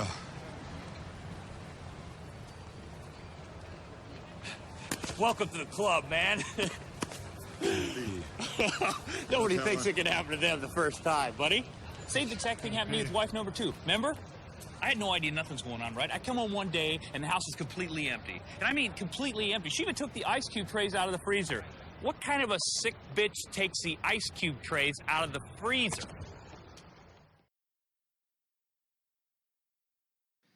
The Game Talk. The Game Talk. Game Talk. And Movie Talk. Movie Talk. Yeah, we do have a lot of movie talk to get through on this one. Because, I'm pretty much just here for the movie talk. So well, and that's okay. That's all right. That's okay. And the reason for this being is alcohol. that we did do goes without saying. True Lies. 1994, Arnold Schwarzenegger, Jamie Lee Curtis, Tom Arnold, It's an excellent film. One of my favorite movies. Yeah, no idea Tom Agreed. Arnold was in it. Man. Yes, he is. He's great. He's so good in it too. Great in this movie. That's why whenever I was like, is that Tom Arnold? It's man. truly his comic relief in that movie is one of the best parts of it, and that's absolutely. saying a lot because this movie is fucking awesome. Who else would you have in it? Like Nobody. Nobody Tom could do Arnold it. in that role. No one could do it. If I were watching this movie Hold on. and it originally had someone else in it, I'd have said, why the fuck didn't they get Tom Arnold for this? Just because he was born to play that part. And let's not forget a little guy you may have heard of named Bill Paxton. Bill Paxton is in it. Who is Charlton Heston is in it. perfect fucking slime bag. Nobody could have played that fucking asshole quite like Bill I Paxton was going did. to save this for Wonderful. later, but Bill Paxton, like the one thing, so like this movie came out in what, 94? 94. So 1994, there are a lot of dated things in this movie, but the thing I think that dates it the most is some shit that Bill Paxton's character says. Oh, yeah. When he refers to a woman having the ass of a 10-year-old boy as if it's a good thing. Yeah, and yeah. I was like, wow, what year is it? It's very. It was fucked up then. I mean, it was. But hey, But there was truth to it then. Like, you know what I mean? Because it's like, funnily enough, and tits that want though- to make you beg for buttermilk. yeah, Yeah. I don't what. But right after What? he says the ass like a 10-year-old boy thing, Arnold punches him right in the face. And breaks Well, his yeah. nose. And breaks his nose. So here's the premise. Arnold Schwarzenegger is a spy. An international spy for an organization known as Omega Sector. Only his wife, who is Jamie Lee Curtis, doesn't know he's a spy. And he comes home every night. He's like a tax attorney or something. I can't, like an accountant. it's a computer salesman. Computer salesman, maybe. Yeah. Okay, something boring. And he is always late. He's never home. He's the absentee husband. And she has no idea that this dude is literally out saving the world.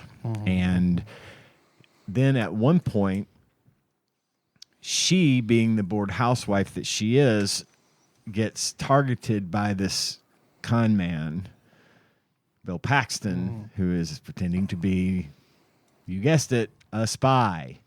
Tries to trick her into coming into his life, and just he's trying to fuck her. But she thinks it's real. And chaos ensues. But that's really like I saw all the weird gaslighting in the cinema Yeah. sits, Yeah. where it's like he's using all the government resources to what?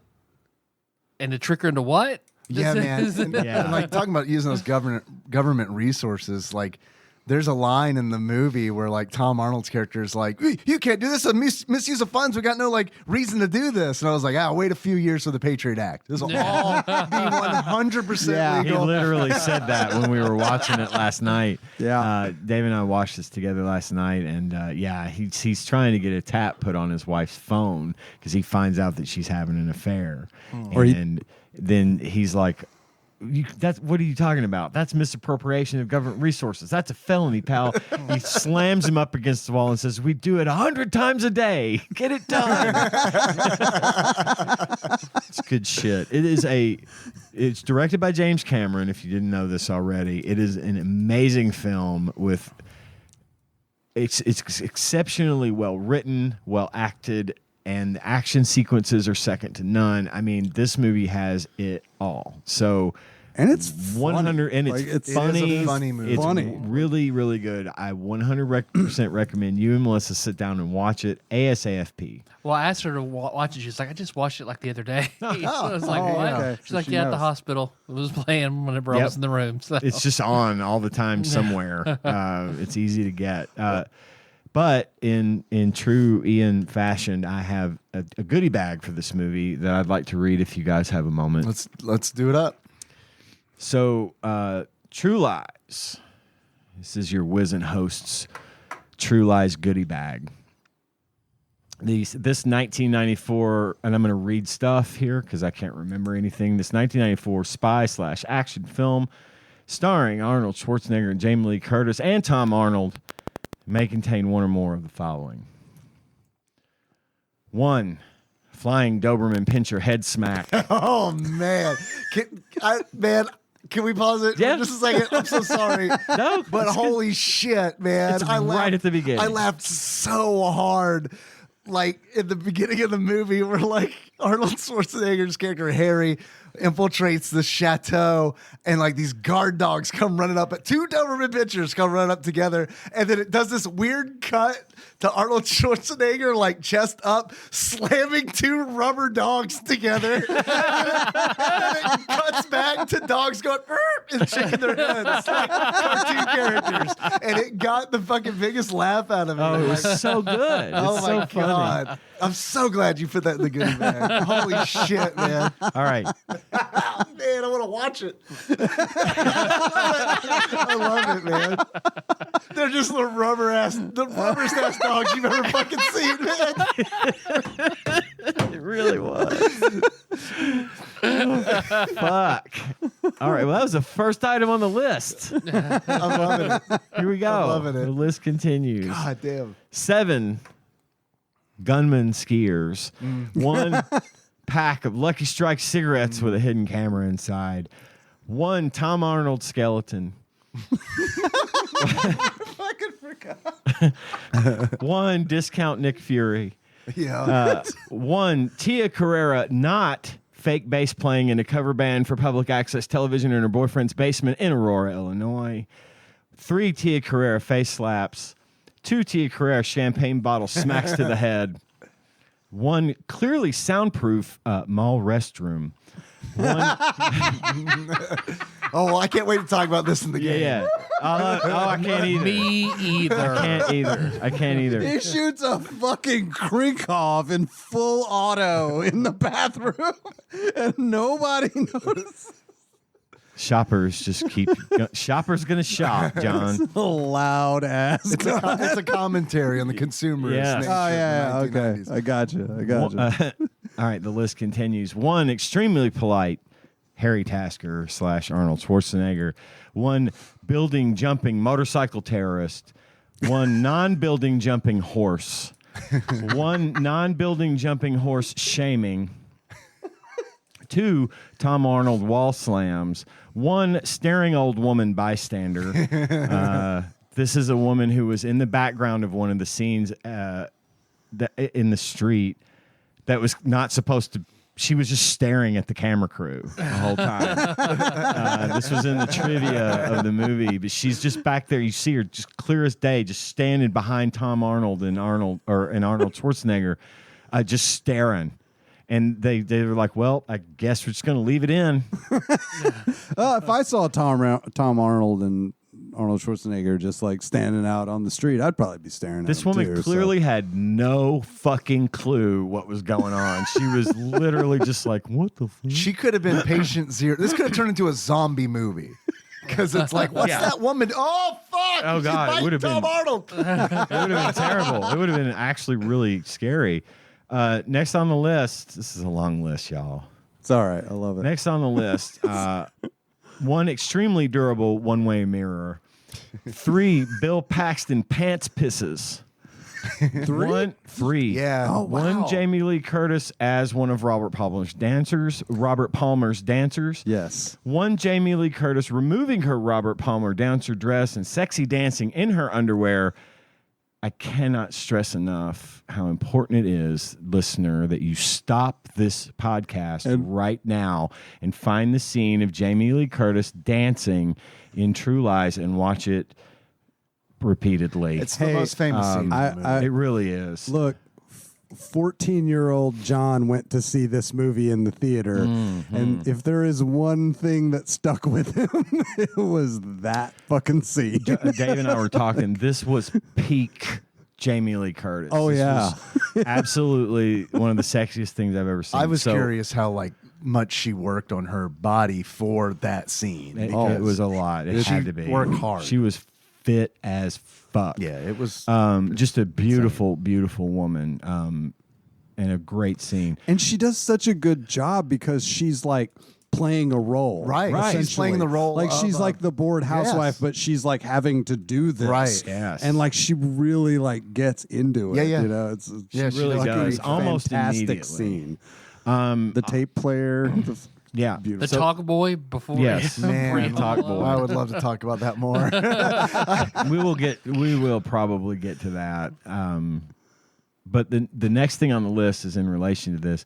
One genuinely concerned reaction by Arnold Schwarzenegger during Jamie Lee's dance scene. I explained this to Dave last night. At one point when Jamie Lee is dancing, she's hanging off of the bedpost, and her hand slips and she just falls to the ground, like just hard. splat. And in the background, you see Arnold jump up out of his chair.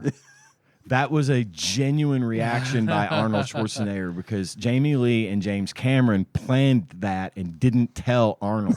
So when you see him jump up, he's legitimately jumping up to help Jamie Lee. Right. But then he realizes it's part of the bit and sits right back down, and they kept it in the movie. It was brilliant. So next on the list, one discount Robert Durst terrorist torturer. One Kevin McAllister fist pump by a terrorist.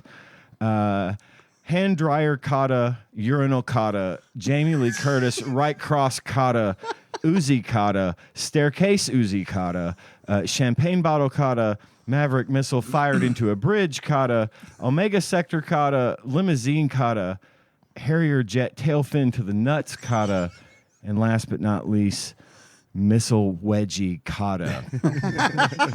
One notable out of context quote from the movie, blow me. And then a notable tagline, which may or may not be real, although I really hope that it is. When he said, I do, he never said what he do. Wow. I hope that's real too. One of my favorite quotes from the movie is a Tom Arnold quote where he says, she took the fucking ice cube trays out of the freezer. What kind of a sick bitch takes the ice cube trays out of the freezer?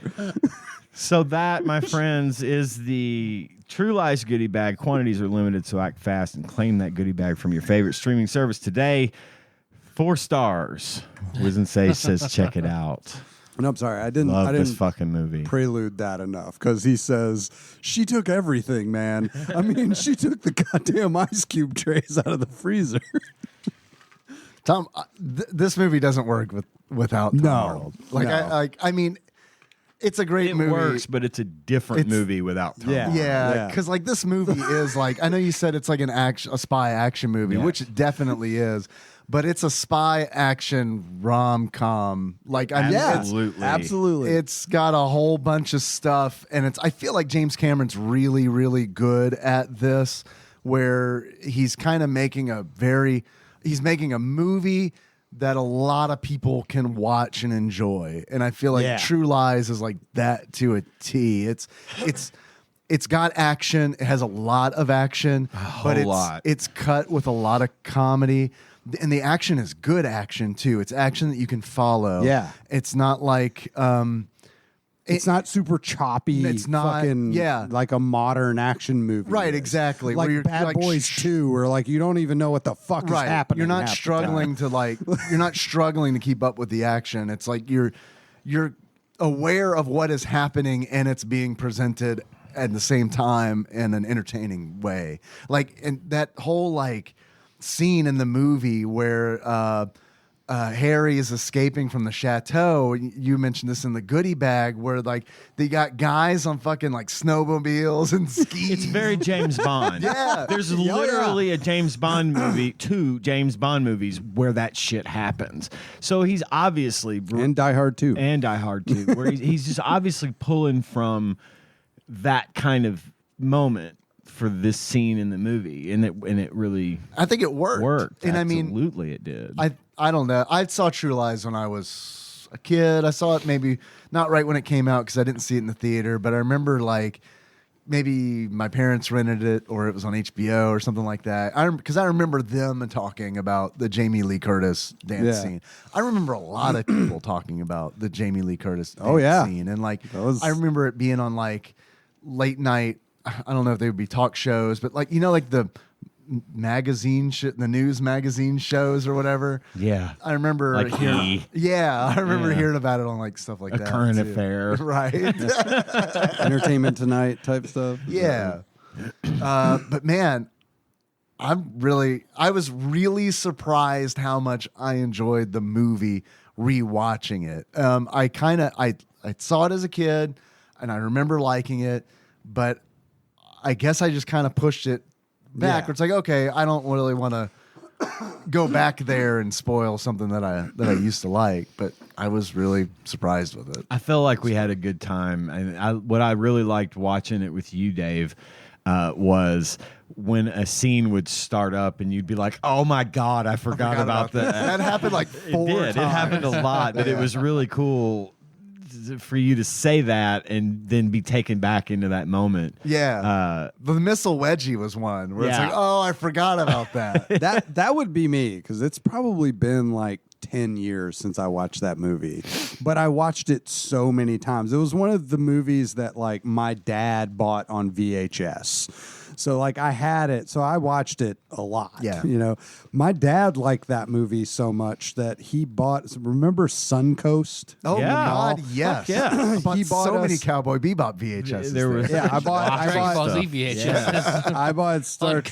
Trek original series VHSs there, and he bought him and me Omega Sector T-shirts. Oh my God! I wish I still had that. Oh my God! I The would Omega love Sector to have one of logo, the those. last line of defense, all that shit Oh, on listen, it. Like, there loved was it. another little bit of trivia that I was telling Dave about last night, and I wanted to make sure I brought it up. So there's a scene in the movie that takes place where they're escaping from an island where Arnold and Jamie Lee's characters had been taken, and then they're I'm sure you've seen it, Tyler. The scene where she gets pulled out of the limo while they're hanging from the helicopter. I don't think I saw that. Okay, that that was everywhere. shit. Okay, so that happened in the Florida Keys, and at the time, the old 7 Mile bridge that connects the farthest island to the mainland had been decommissioned because it was falling apart, and they just built a new 7 Mile bridge basically right next to it. So, but before it was destroyed, they were given permission to use it for the movie because it was going to get destroyed anyway. And they were going to knock the thing down and let the concrete and all the rubble and stuff become like a coral reef. And before they really got started demolishing it, James Cameron got permission to use this. And not only did he get permission to use the bridge for the movie, he also somehow talked the Navy into loaning him 2 Harrier jump jets with real missiles.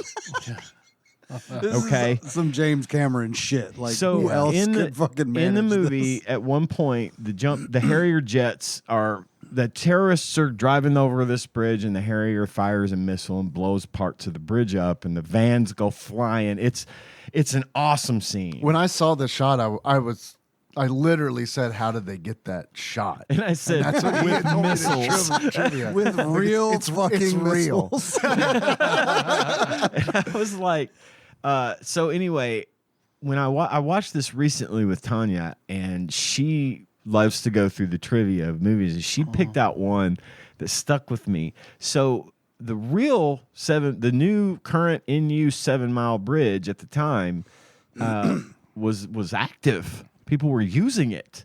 And they had to stop traffic on this new bridge so that just in case a missile happened to miss or one of the planned explosions, the timed explosions didn't work right, and the new bridge was damaged, people wouldn't actually die. And so they stopped traffic a good mile in any direction away from where this was happening. And while traffic was stopped, the production crew sent women out into traffic and gave people Pepsis and bumper stickers that said, "I was stopped on the 7 Mile bridge by Omega Sector." That's awesome. Yeah. I would, That is if any awesome. of you have one of those bumper stickers and want to give it to me, I will take it. Now I want to put it on my truck because I think that is really neat. But that just kind of goes to show the production value that this movie had. They spared no expense to make this movie as good as it was. That scene where she comes out of the limo hanging from him, right? Isn't as it like he is hanging on a helicopter. Right. She is trapped in this limo that's out of control because the driver got shot in the head, and the limo is speeding toward the it's hole in the bouncing bridge. off And the this fucking is no rails. Los Angeles City bus, John. This is a limo. We can't just jump the gap. oh no. So we got to get Jamie Lee out of the top of it. So she sees him coming. She's screaming for him. And that moment comes where she just jumps up and grabs his arm. And right as she grabs his arm, the limo goes over the edge. And it literally falls out from underneath her. And they carry her away on the helicopter. It is one of the It's a most cool stunt shot. exciting stunts I have ever seen. It's Every so well single done. time I watch it, I'm just like, God, that was awesome. You know, it's is to this awesome. day, it's still impressive. It does bother me that it's like you have something in that helicopter. Like, there's something in that, a rope, something, so you don't have to like hang But then on. you don't get that shot I of them know. hanging together. I know you with don't. with the sun. But then back you don't behind put it, your like- life in risk, and you increase your chances of her living too. It's just gonna have to. You're just gonna have to suspend disbelief for a minute I know. and know that yes, they do have helicopters with actual You don't have a ladders. Couldn't on tie them. two rubber dogs together. And hang out the helicopter.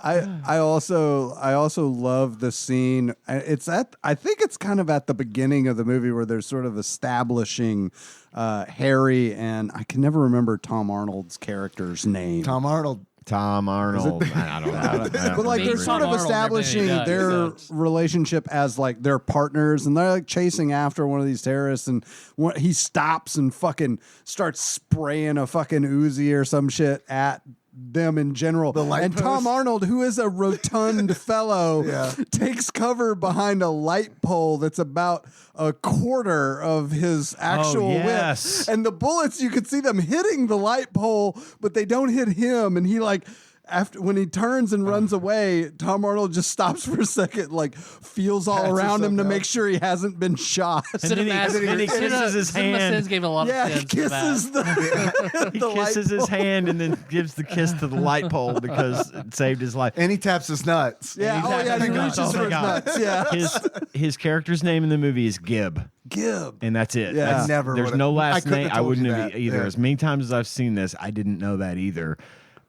Gib. Gib. Gib. Just imagine Schwarzenegger. Gib. So many just and Fred. outrageous classic moments in True Lies. But I also love that, like, it is Bless sort you. of because of the comedic element. Bless you. There are scenes like that where you're like, yeah, this is an action movie, but it doesn't take itself too seriously. They cut it. You know, Yeah, like they cut it.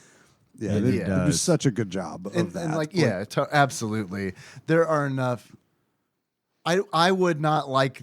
I'll straight up. I don't think I would like this movie if it didn't have the comic relief that it does. Agreed. I Yeah. mean, It would be, not It would be be too much. It would be as much fun. It would be fatiguing to me, like Terminator 2 is. Terminator 2 is a Right. fatiguing movie for Right. me. I have a It never stops. It's constant strife. I have a It's- hard yeah. time making I Yeah, have a it's- hard time making through it making it through that movie without feeling like, whew, God, how much longer do I have to endure this? Because not because it's bad. I think it's good, but it's just like this is too much. Yeah, Lies a lot. no, it You're not is. wrong. It True is. Lies. It's heavy. It's It just is heavy. really heavy. And True Lies does is- a really good job of breaking that tension, breaking all that with comic relief that I think really works. I really think this is a funny movie. Oh yeah, absolutely. But the reason we're here is not just to talk about the movie, but the video game for the Super Nintendo of the same name that is based on this movie. And I mean, it's like just as good as the movie, right? Like You'd be We'll get surprised. it's got to be really good because the movie was. We're gonna into get that. there. We got all kind of notes about this game. The game is a top view run and gun video game based on the film True Lies. A roll and walk gun. A top down roll and walk roll and and gun. It was developed by Beam Software, who has developed a few games that we've talked about on this show. I'll start with the best. Back to the Future for the NES. Oh. Oh. That was a joke. They did do that, but that's not the best. They also did Back to the Future Part 2 and 3 for the NES. Okay. They did Star Wars for the NES. Ooh. I know, not a good one. Not a good one. And then we get into the Super Nintendo games. This one makes a lot of sense. Super Smash TV. They did the port for the SNES. I'll save the most surprising one for last. Mech Warrior. They did Mech Warrior, which I thought was a decent attempt at a Super Nintendo version of the game. They did Radical Rex. Not a great game. And then the most surprising one is they did Shadowrun for the SNES. That is okay. All right. Yeah. I kind of see it now that you say that. The game was published by Acclaim Entertainment in 1995 as LJN. Because we kind of get into that like whole WWF era where we were talking about. Acclaim owns it, but they're releasing some things under the moniker of LJN. I assume they did it for True Lies because it's a movie tie-in, and LJN had branded that. You know, you see that on all those movie tie-in games. Jaws. They released this on Sega Genesis, Game Gear, Game Boy as well. But I think Game Boy. I don't quote me on that. They did, I'm going by memory. Okay. Yeah, they Okay. Don't quote me. Because I was trying to look up speed runs, Thanks, and shit. there were more runs for the Genesis and for the Game Boy. Is that than I right? could find for the SNES. I've heard that there's you've watched it, so you can confirm this. But I've heard that they're similar to the Super Nintendo game. But they're not like ports of the Super Nintendo game. They're not identical. It's one of those That makes rare sense. occasions where they they developed a little bit different version so that it fit well on the screen and played with the controls and stuff. Maybe. Yeah, that's what I read, but Okay. I didn't take the time to play the Genesis and Game Boy, Game Gear versions. So, The box box art. art.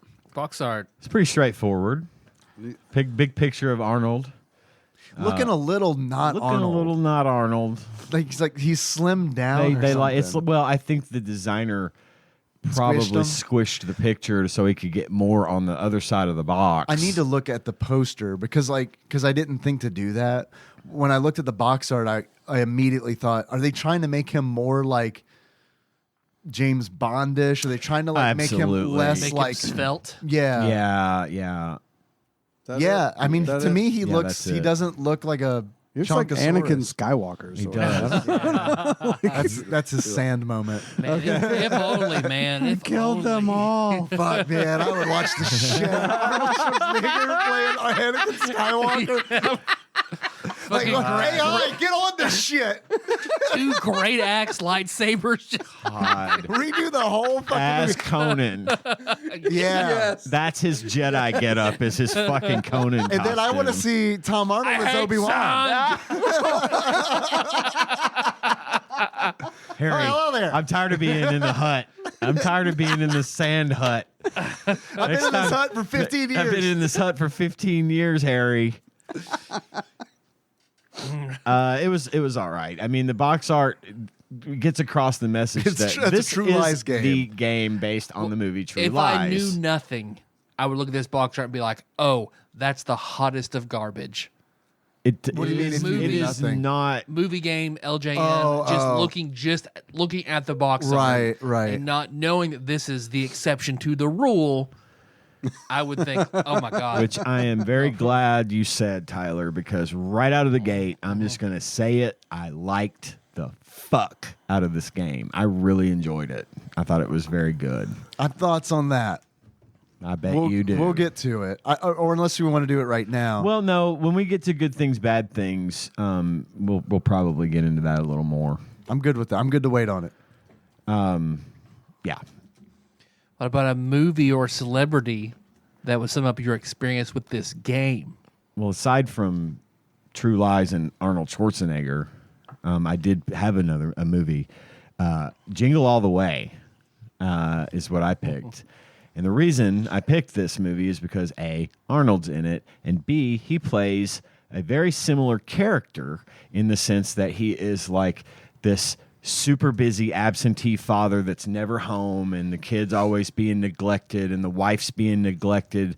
Jamie Lee ends up getting into a not quite affair with another man who is bringing excitement into her life, and his wife in Jingle All the Way, which is Tom Hanks' wife. What is her name? Rita Wilson is the wife in Jingle All the Way, and gets into a not quite, I won't say as much of an affair so much as the neighbor guy comes over and is constantly up in her grill because daddy's never home. Oh, those cookies. It's the same kind of thing. So I picked Jingle All the Way. Put the cookie down. And in case you were going to ask me, my Nick Cage movie this week is True Lies because he played Arnold Schwarzenegger's daughter in the film.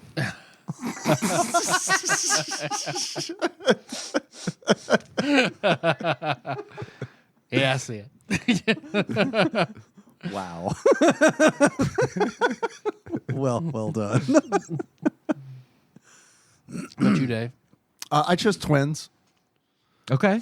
because of Arnold Schwarzenegger. And on second thought, if anybody else were to play Tom Arnold's role, I'd be cool with Danny DeVito. It could work. It'd be different. It could work. It would be different. It would be a have lot a different feel. It would have a different feel. But I feel like it could be managed. Tom Arnold's perfect because he's not gonna steal the spot. As funny, I think he's funny in this movie. Oh, yeah, and he's as very funny as he funny. is in this movie, he's not gonna steal the spotlight from Arnold. Yeah. I do think Danny DeVito would Yeah. probably encroach Upstage on him. that. Yeah.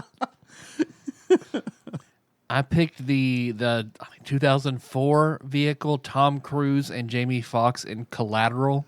Fuck Great yeah, that is one of my fucking favorite movie. It's a movies. good movie. Love that. Collateral, I remember watching it. I was like, oh, this is like a level 20th character picks up a level 1 commoner and they're having to make it work.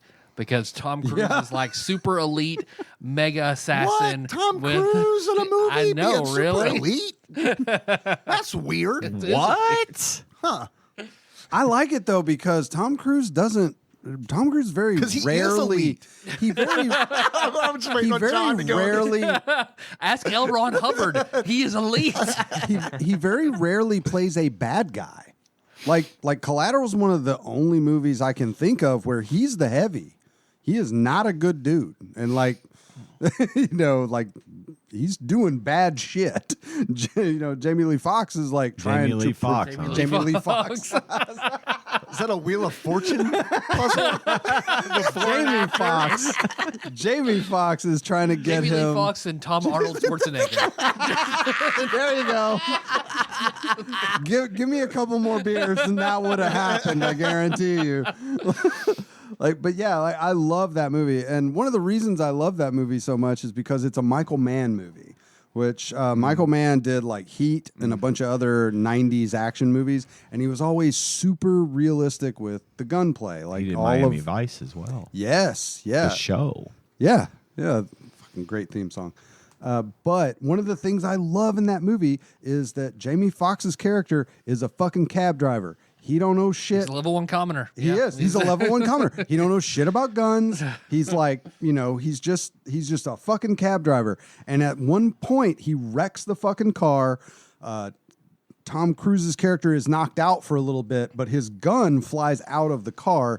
Jamie Foxx runs up, gets out of the car, manages to get to the gun, tries to You shoot. almost did it. Well, yeah, I know. He tries to shoot the glass door out of a building to just get away, and the pistol he's using is an HK USP, which has a safety on it. And he doesn't realize, it shows in the movie, he's sitting there trying to fucking squeeze a round off and he can't. He looks at it and figures out that there's a safety on it. And I just love that because in like normal movies, people just know how to use every gun they pick up. And I loved that because it was a degree of realism that you don't see in a lot of movies. I love the moment whenever like Jamie Foxx almost gets away from him. He's like walking away thinking he forgot it. And then he remember Tom Cruise walks out, come on. damn it. Yeah. You see him pissed, like, what am I going to do? Just fucking follows him. Yeah, I mean, yeah. But the game was just, a singular badass guy murdering hundreds and hundreds of people with a little text box comic relief here and there. John Wick like the game. Collateral, where Tom Cruise murders hundreds and hundreds of people and Jamie Lee Foxx is making jokes. Jamie It's Lee more Fox. like 10, but It's her name now. Jamie Lee Fox. It's also Jamie Foxx's name now. So They are one. They have been merged. It is canon. Tetsuo! Tetsuo! Thank you, Tyler, for that. I want Tom Arnold Schwarzenegger too. I love that one. Yeah. All right, we got some good things to say. Some good things, some bad things. Well, I have plenty of good things. I got some good things to say.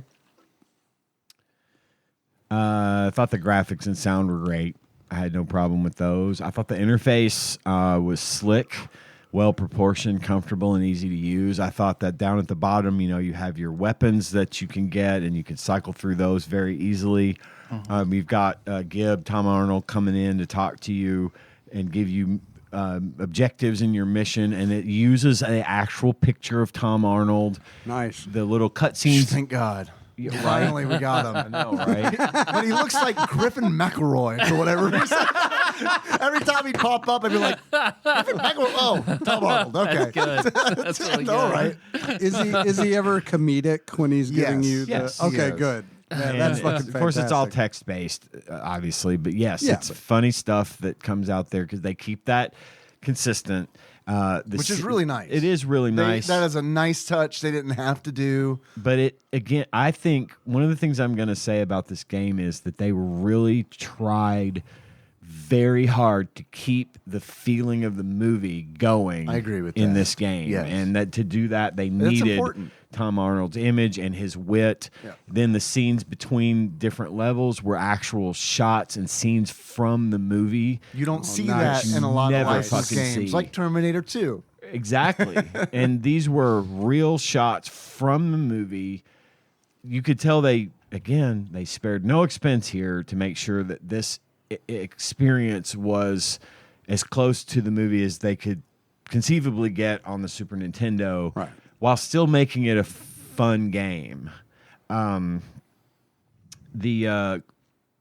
I thought one of the neat things about the game was that the enemies could hurt themselves. They'll throw grenades at you, and if they're too close to the grenade or another enemy, You could pacifist run. Yeah. Some of this you game. absolutely could. Yeah. You could. They could That's kill each awesome. other. The bad guy will throw a grenade, and if it lands near another bad guy, he will get blown up by that grenade. And I thought that was a nice touch. They don't is give cool. a fuck. Friendly about fire, dog. grenades. Yeah, friendly fire is exactly how I wrote that down. And then I know we might get into this a little more, so just bear with me. But the bathroom fight scene in the game, you walk into the bathroom and these guys keep coming out of the stalls. It's like they're coming out of the toilet, I guess. I don't know. It was a very, Ghoulies. very, very difficult part of the game. But what I loved about it Where I was, quit. well, Girl, do it. sane. Girl, sane. Why were I there have a 10 trick. guys in that bathroom stall? Well, I knew there was a trick to it. Well, I have a couldn't trick. leave. Like you try to leave and you just Well, you're blocked. here's what- here's what I assume. Wait. don't wanna. I actually said I need you to give me a second before we start talking about this you did. for a reason. Well, Because okay. what I like. Forget it. I'm out. No. Do what you want to do. I'm done. It was neat that the bathroom doors took damage. That's all I was going to try to say before we got into the discussion about the bathroom. But And, well, that could be part of the discussion, right? I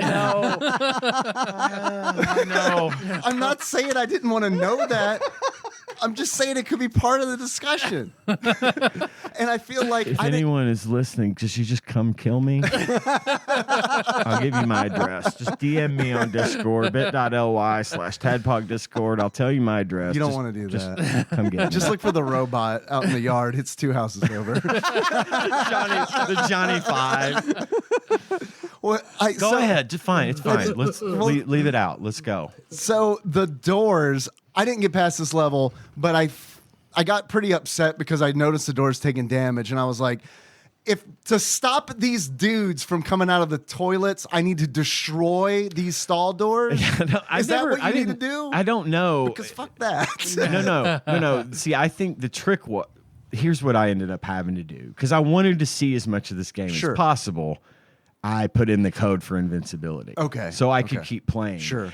But the reason I even brought up I don't think the doors had anything to do with it. I just thought it was neat that you could damage the doors. Here's what it seemed like environmental damage. Yes. But oddly enough, the environmental damage, it was like the only part of the game that had that. Yeah, and so, I think that was the clue, because here's what I noticed in that level, or that very last bit. There's 3 stall doors that take damage, and there are the others just come off. The others are I think they're just gone. Yeah. And then so out of 2 of these doors are dudes in green shirts, and the middle door comes out a dude in a red shirt. And what I noticed was I don't know what to do. They just keep coming out. Like I kill one, another one pops out of the door. It's just this constant stream of just toilet dudes. And there's like, I noticed, I was like, so I'm fucking like, I don't know what to do. And I'm like dying. So I'm just shooting everything with a shotgun. And that's when I noticed, the door's taking damage. So I shoot another couple rounds into that door, into the center one. And I'm like, that guy in the red shirt stopped spawning. Maybe I have to destroy these doors to get the guys to stop spawning. Right. He hates these doors. He hates these doors. But I don't know, because I'm overwhelmed. Too many guys. It was too much. And then fucking Ponytail comes out and fucking wrecks your shit. That. Yeah, There's a boss after that? Yeah. I don't know how anyone. This is a very hard game. Yeah. Even on normal, I don't know how anyone. I looked for easy. It doesn't exist. There's no easy. Normal or hard. Yep. Unless you put in invincibility, and that's funny that you can do that. And there's codes, there's passwords, which I think is a good thing. Because I mean, honestly, if you want to see the whole game, you have to turn on invincibility. I don't see how anybody can beat this. I'm sure people can, but I personally would not have made it even to that part of the game without it. Well, I Dark Souls it the whole way. Did you? So like once the first level, when I realized like, I'm just getting killed constantly. All right, I'm just jumping. I'm just jumping and rolling constantly. Yeah. I'm not firing my gun. It's really good I'm just doing this over and over and over. And that leads into like one of my good things. I think it's really cool how like in the first mission, Gib is like, hey, just try to blend in, essentially. He's like, keep it cool. God, I know Walk what you're around going with to your say. gun drawn beside your head. I know. Around the butlers. But if you don't shoot anybody, if you don't start none, there is none. So they're like guards. None. Won't be none. Yeah, there's like guys in blue suits, and they're like guards at the party. Right. And I mean, I guess, like you said, keeping a low profile is holding your gun up to your head like this, but they will not shoot you. Right, which I think is cool. Unless you shoot them You don't first. see that a lot in video games from this era. I mean, you want to shoot them, yeah, because they get in your fucking way. You can't they're make really that was one of my annoying. bad things. And homie, running with your gun up by your head is some 1980s cop TV yes, shit, it is, man. for That sure. is, like, who the fuck does that? that roll, you should be able to roll through people. Yes, that would you make this should. game like one notch better, in my opinion, because I agree that people are constantly getting in front of you, which is fine. Like, I get it. It would be fine if it felt more tactical. Like if the body blocking felt more tactical, but usually it just felt like a random frustrating thing that happened. Because I would just like turn, do another cycle around the room just by jump, Just to and come reset back 'em. and try to get through them. Yeah, it was like playing Lemmings or something, and it's like you would get attacked by the guys, and if the guys are shooting at you. The other thing that was like an interesting but also very frustrating Can't wait part to talk about this. was And the there we killing go. of civilians. Yes. So anytime there was an enemy, and there were plenty of times in the movie where a civilian was grabbed. John just opened a beer on the other side of the door. You can still hear it. Why are you opening secret beers, bro? I was trying not to interrupt the show. Trying to be courteous. Yeah. No, that's all right. But there's plenty of points in the movie where civilians are used as human shields, right? This was crazy. There was always someone shooting at you near a civilian. Yes. And if you kill 3 civilians, game over. Right. It doesn't matter how many lives you have. It doesn't matter shit. Your game ends. Tom Arnold Gibb comes on there and says, I can't believe you killed another civilian. This is too much. You've blown your cover. The mission is a complete failure. And then it shows the nuke going off, and the game is over. The first time he's pretty okay with it. He's like, don't shoot the taxpayers. This is an election year. It's like, boom, boom, boom, boom, boom, boom. Oh, game over? Oh, okay. Don't shoot the taxpayers. Yeah. This is an election year. That's good. That's good. Fun fact, even when you're invincible, if you kill too many civilians, you game over. So that you still have to be careful about that. And but yeah, it was like there was a couple of I only got through like 3 levels before I ran out of time. I'm gonna probably finish up and play some more of this. But the scene at the beginning, there's civilians fucking everywhere, and the scene at the mall. Well, in the beginning too, the civilians are like. The guards and the civilians are like wearing the same color a lot of the time. Yes. I know they did that on purpose to like. It's a champagne bottle or a gun. Right? Yeah, they're also holding. Yeah. So then you have to wait to see if you're going to get shot. Right. As to whether or not you can shoot them back. Right. And when they shoot at you, baby, they shoot a lot. Yes, and they do. You die. You get a nice large health bar, but it goes down really quickly. I think that one of the other good things is that that's fairly well offset by placement of health packs. I do think they give you plenty of opportunities to stay alive. They do, but you have to explore to find them. You have to explore to find them, which can be kind of which you have to explore frustrating. anyway, to be fair. Yeah, because it's maze-like. There's lots of maze-like elements in this game. You're looking for keys or you're looking for parts to it's the a thing. little Zombies Ate My Neighbors. I got Zombies Ate My Neighbors vibes. I got Jurassic Park for SNES vibes. Obviously, Smash TV because of the top-down. One thing I really wanted to talk about, I wasn't sure, I waffled. I was like, is this a good thing or a bad thing? I wasn't sure at first because at first it was just an interesting thing. It was like dissonance because this, and when you shoot a civilian, the first time I did it on accident, they bleed. They bleed and scream. And it was like, is this a Sega Genesis game or is this a Super Nintendo game? I know. Because it was like, and then it's a James Cameron game. It was so jarring that I paused and then looked at the box art to see if this was after the ESRB. Oh. Like, because I was like, how did this happen? There's no blood in fucking Mortal Kombat on the Super Nintendo. I thought the same They fucking bleed sand in that game, but you can straight up Grand Theft Auto dudes in True Lies for John the has Super a point. Nintendo. That's how powerful. That's how powerful James Cameron. Get the Navy, get the ESRB. They'll do whatever. When you shoot a female civilian, she screams like. And then falls to the floor in a pool of blood. Yeah. I mean, holy it is shit. It's graphic. I had the same reaction. I was like, is this Super Nintendo? I know. What the fuck? Am I playing a ROM hack? Oh my God. I thought the same fucking thing. I'm like, there's no way Nintendo let this happen.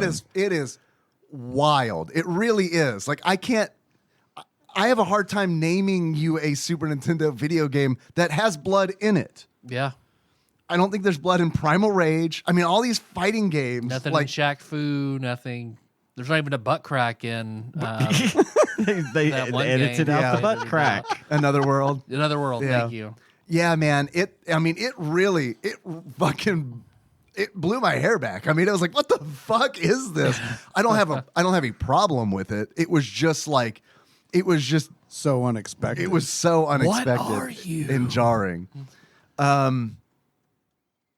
But yeah, I ended up marking it as a good thing because of the funny things that Tom Arnold says when you kill people.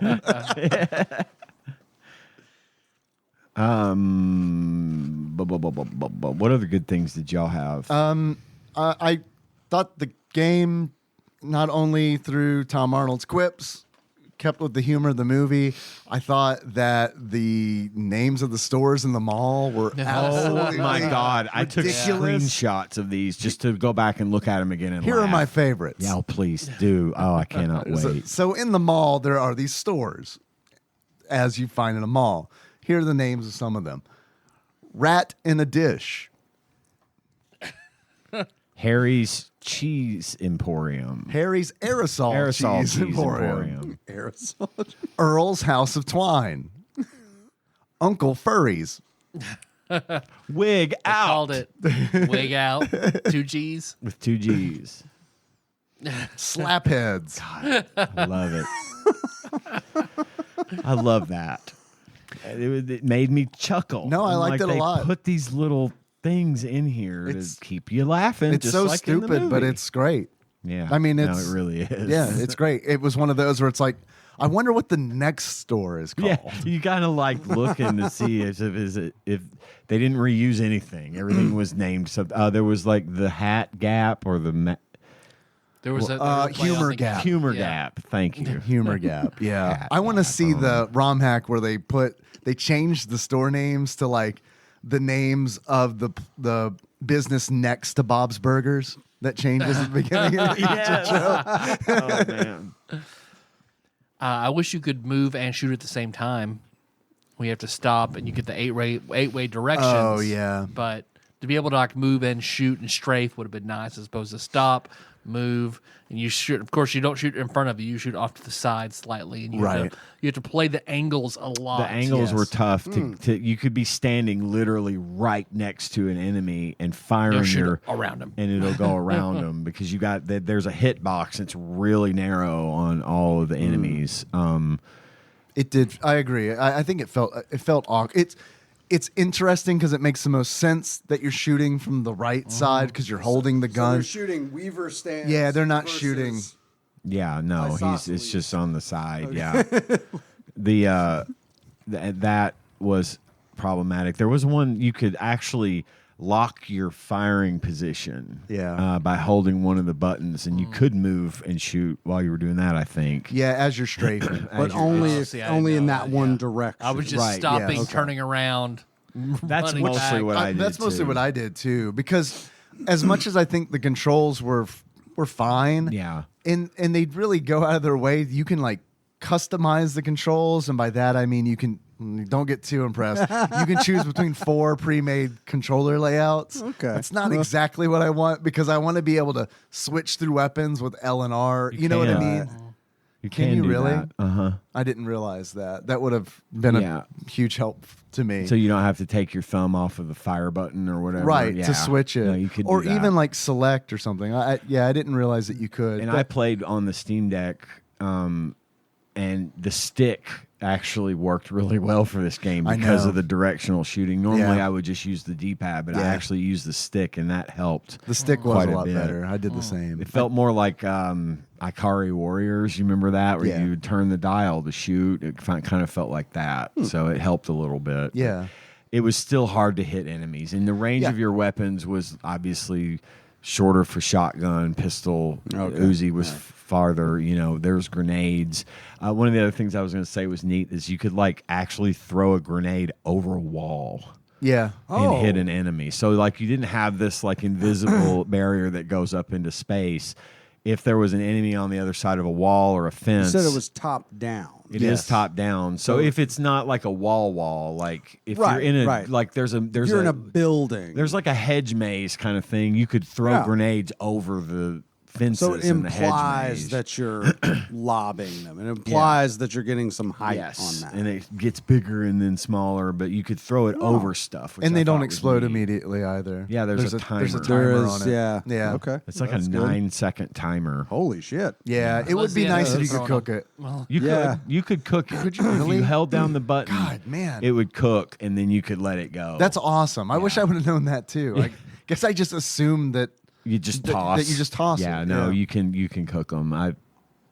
I would have the problem though where I would forget that I would go for a minute without shooting at anything, and I would forget I'm on grenades, and so I would be like tap tap tap tap tap, and then throwing like 5 grenades. fucking grenades. I'm like shit. They only let you carry 9 grenades, and I just threw more than half of them over the wall or whatever. But at one guy, that one guy's super He's dead. fucking though. dead as like, fuck. Yeah. really dead. I got really nervous about using the grenades because they fuck you up.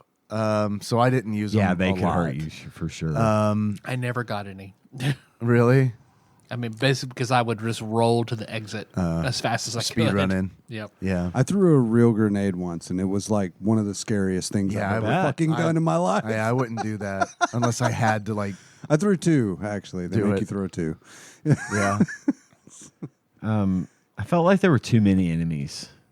Yeah. Oh, yeah. I've got that on my list. That's number 1, actually, for In bad that things. goddamn And there's an house exclamation and point the after mall. it. Too many enemies.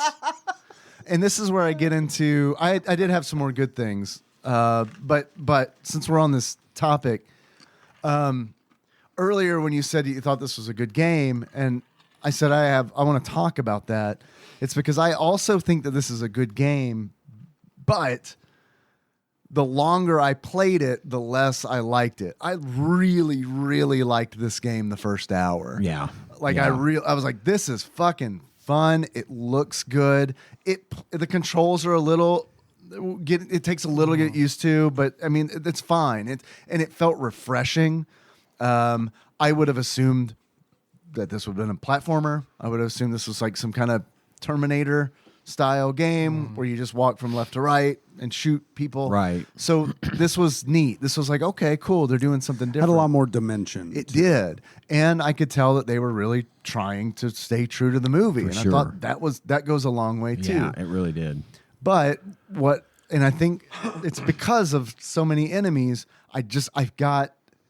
the longer I played it, the more it was like, Jesus was exhausting. Christ, this is monotonous. It was monotonous and exhausting. Did you get to the subway? Did you play the subway? No, I couldn't figure out how to get to through the bathroom. I mean, that was just like, and I died there, and I was like, another good thing about this game, it has password saves. Yes, after each level. But I didn't want to do it again. I was like, man, I don't want to play through this mall. I got to play through this whole fucking mall level again just to like get to the bathroom and be like, okay, now I got to figure out how to do it. It was just like, that's a pass for me, dog. Like on level 2, I don't think so. It lost us at the same point. Yeah. But I mean, you talked about the guns earlier, the pistol, shotgun, Uzi. There's a flamethrower. Oh man, I would have loved to have gotten to that. It's pretty great. But it was really nice because those guns felt really different. Yeah, they did. And they should feel different. And they wouldn't necessarily feel that different in other games. Like you can see, like when you shoot the shotgun, 3 abstract representations of bullets come out, but it's in a spread, and it's Right. this. And it it's doesn't this- have range.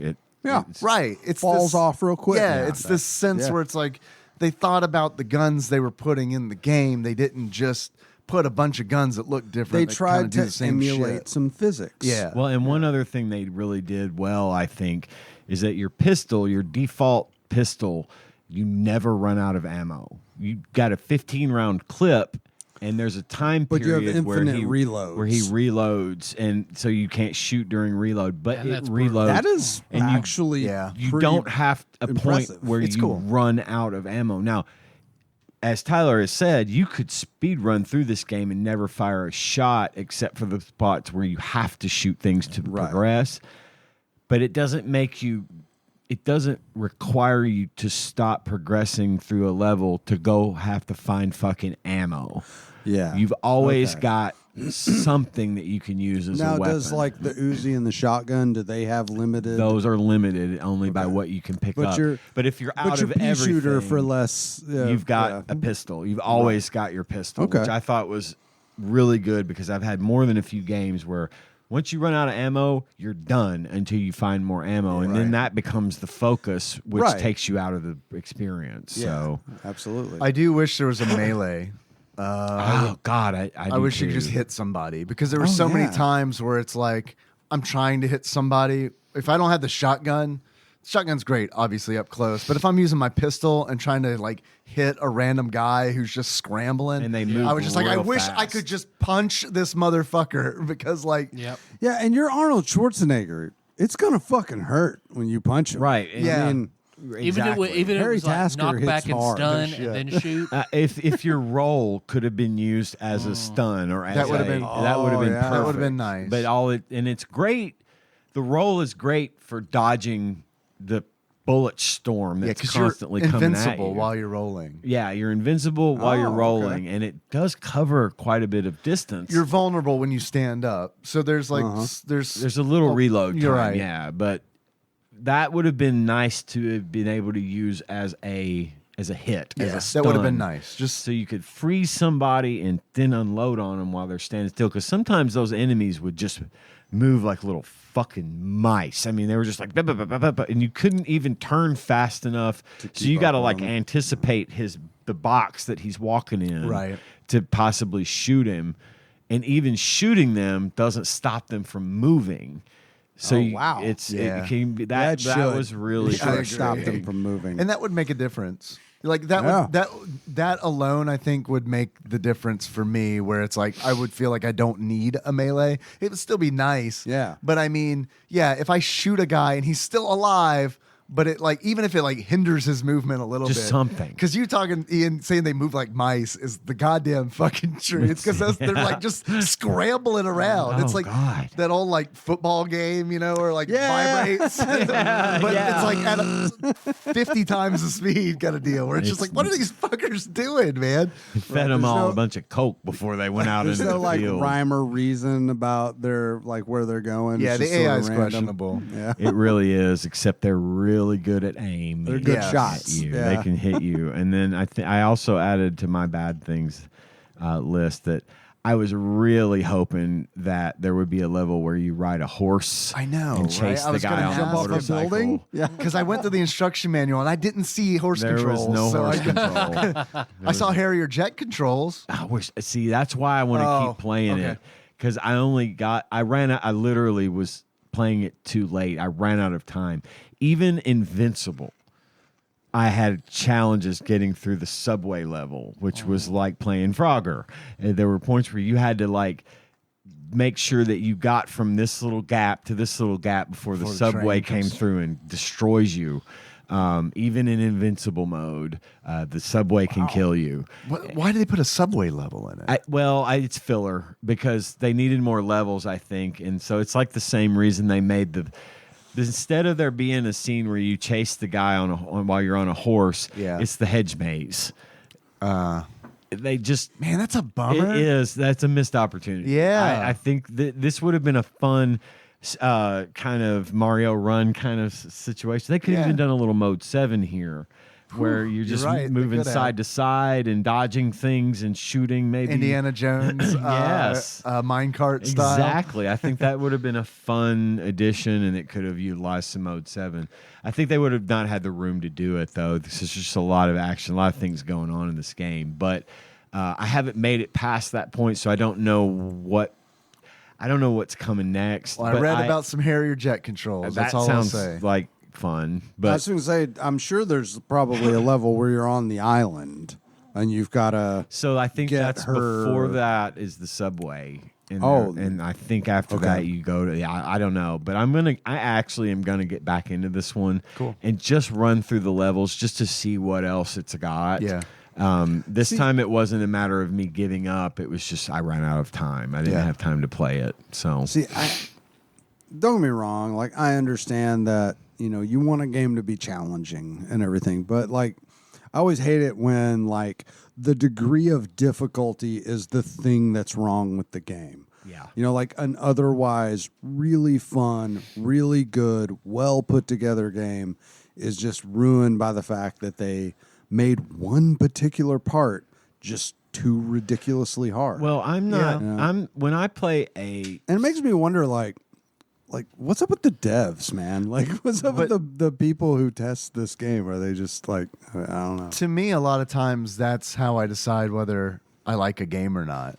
Because there are plenty of games that I played that are, challenging, but it's like, Yeah, but I mean, there's so much that I like about this game that I'm going to stick with it. And that might have been me in 1995 when this game came out. Yeah, I was going to say that really might have been between now and then. It's not. It wasn't enough to hold me now in 2023, but maybe in 95 I could see this. Sure, I could see this holding. There's enough substance here where it's like, okay, I'm going to stick with this. I believe that I can do it, and it's fun enough kind of deal. Well, and for me, a cinematic platformer type of game, if it's well done, I actually just kind of want to be in it and go through and play and have a little bit of a challenge and a little bit of fun, like I'm reenacting the movie, if you will. You know, it doesn't have to be this hard to be good, and I think that does hurt it a lot. It sounds like Easy could have saved this game. Easy could have would have helped me enjoy it more. Well, and like the other thing is about having an easier difficulty is it gives you a chance to go through the game and sort of learn it. Yeah, and learn it. So you're not like getting swarmed by dudes in the bathroom when you're like, how do I progress? Right. Yeah. So you've established that by running through on Easy. So when you get to normal, you know what the fucking objective It's just is. more of a challenge. And then I can't even imagine what the hard version would have been. Yeah. I mean,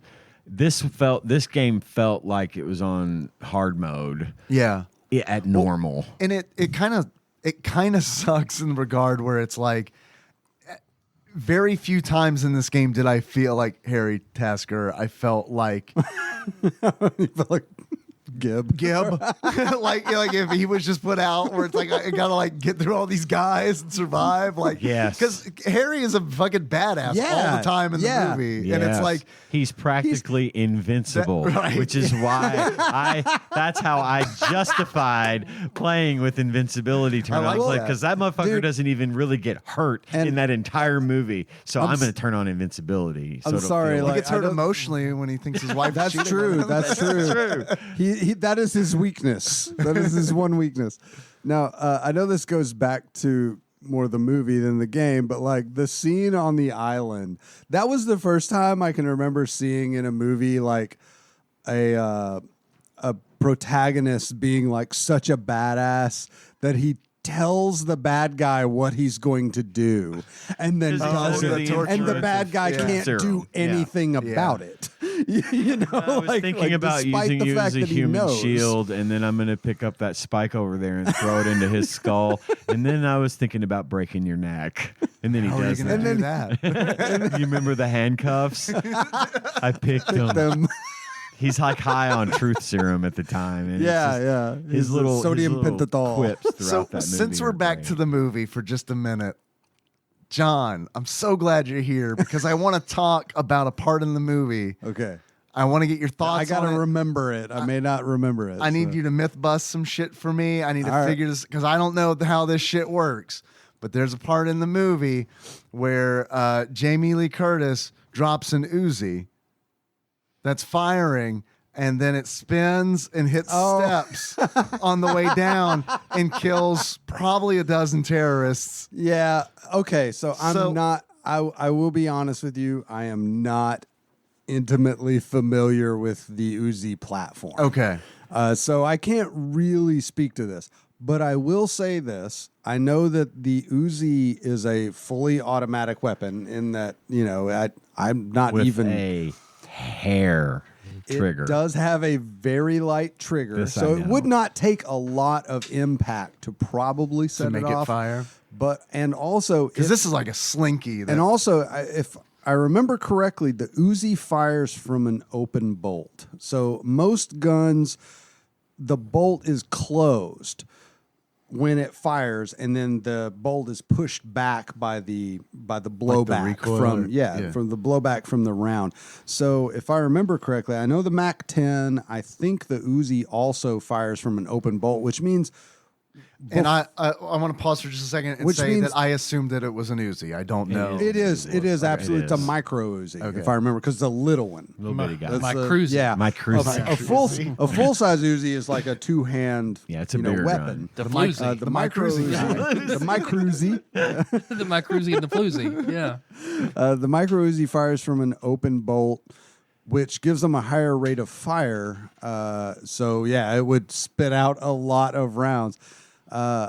With full auto, you do tend to have to hold the trigger down. That's what I was. So the impact causing the trigger to go off, I mean, that's definitely possible, but it probably wouldn't be just a constant spray. Yeah. It would probably be more of a momentary pop, pop, pop, pop, pop, pop. So that's what Pop, pop, happens. pop. And I actually very carefully watched this last To night. see where it fires. When the gun is pointed inward, it is not firing. It actually only goes off by happenstance while When it's it's pointed pointing outward towards the approaching Okay, terrorist. okay. But are bullets coming out of it when it's not on the step? Is that 'Cause I don't when remember. the bottom of the magazine is hitting the surface? The because top of the gun hits the surface. We're gonna have to go to the tapes. Yeah, We're gonna have to go to the we tapes. really do. We Honestly. gotta throw See that in super slow mo. It would make sense that the gun would likely only fire when it's actually being impacted Sure. and slightly after when it's being impacted. She because- fires the gun, and it is in the process of firing when she drops it. Because it's the recoil causes her to freak out and drop the gun. Okay, and she throws it. And it stops firing, but then every time the top of the gun hits the step, Okay. No, and it that's spins around a little, it fires pop, pop, pop, pop, pop, and then it hits again, goes around, pop, pop, pop, pop, pop. if it fires when impacted. That it is appears definitely to fire more when impacted. There you realistic. go, homie. It's on YouTube. Okay. That is a Mac 10. That's not a Newsie. Oh, Okay. okay. Mac 11. Should have curved the bullets. That's what she should have done. Curve Okay, those now- bullets. Now there are several times these are from the Matrix.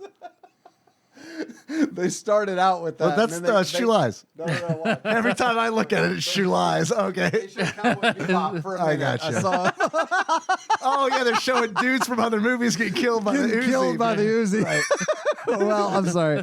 Oh, by the Mac 11. It's either a Mac could have 10 been or a Mac really deep 11. commentary Okay, on the I Matrix. thought Depending I on whether or did not think it it's was a 9 Uzi. millimeter or 45. It's Did you Mac see 10 or enough 911. though? Like, or do you need to find a clean cut? It did look like from the first part I saw that it was firing as it rotated through the air, which is probably unlikely that would ever actually happen. Now, That's kind of a bummer. Hey, man. I said unlikely. You wanted to know how the sausage is made. Yeah. Not Can you lie to me a little bit? Can you give It's me not rubber dog impossible. it? It's not impossible. That needs to come into the lexicon like immediately. I'll forget it on the way home. What did you say? Can you To rubber rubber dog it? To rubber Rubber dog. To lie that makes one feel better. right. Okay.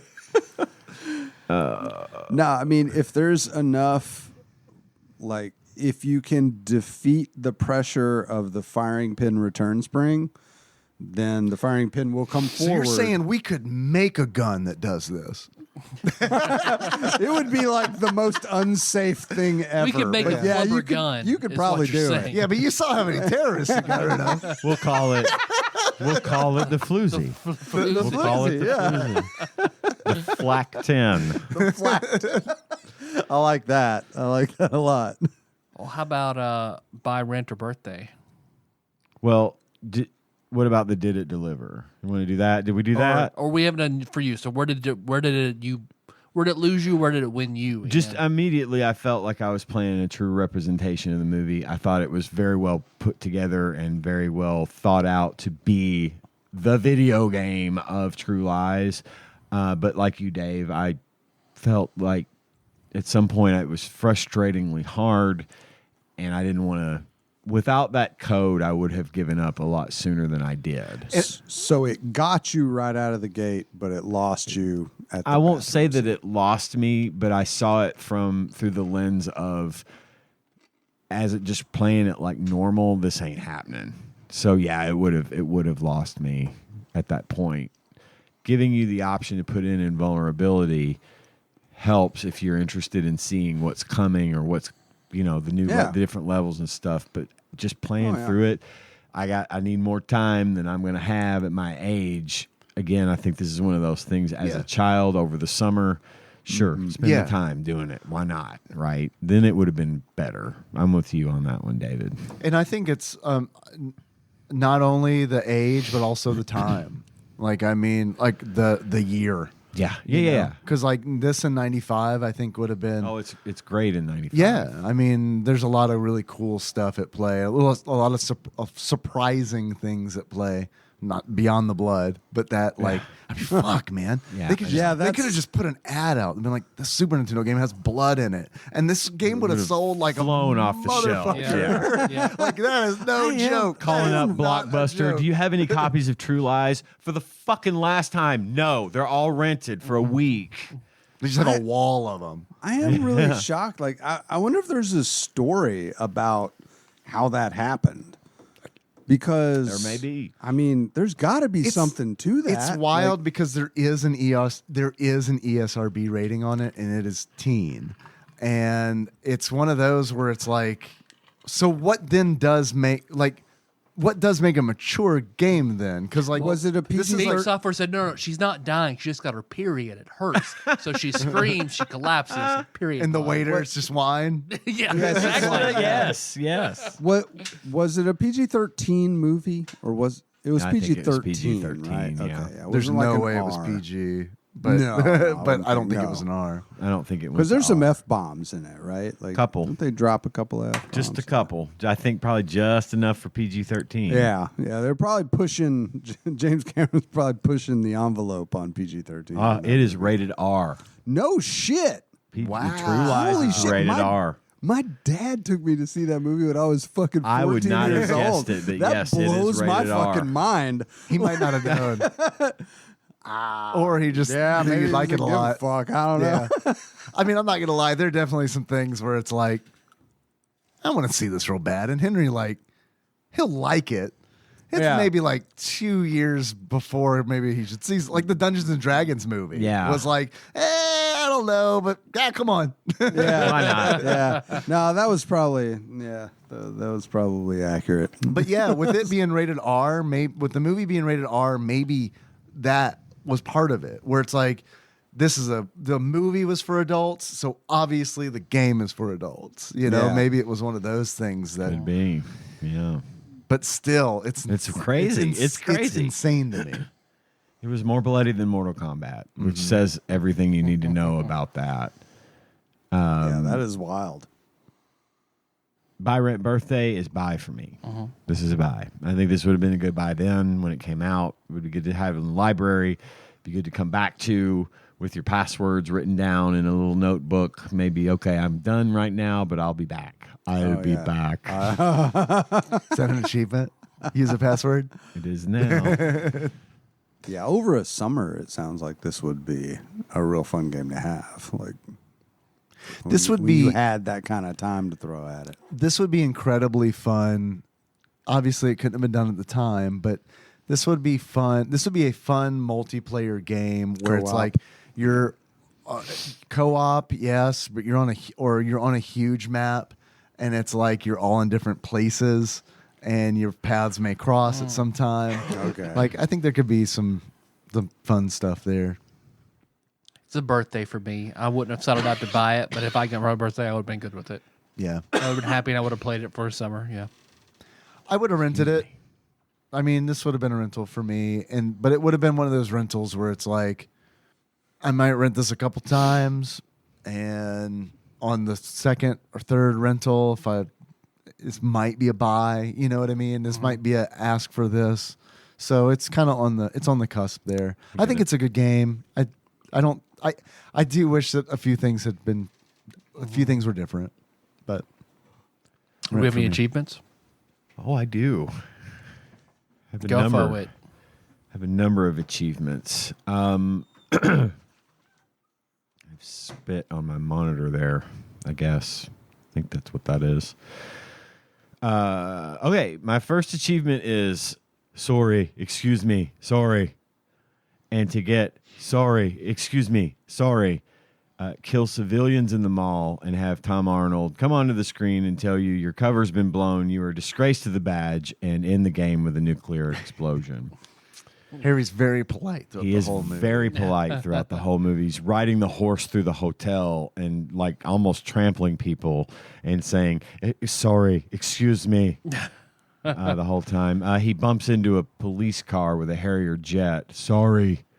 Austrian He's a Canadian. very nice guy. Yeah. Sorry.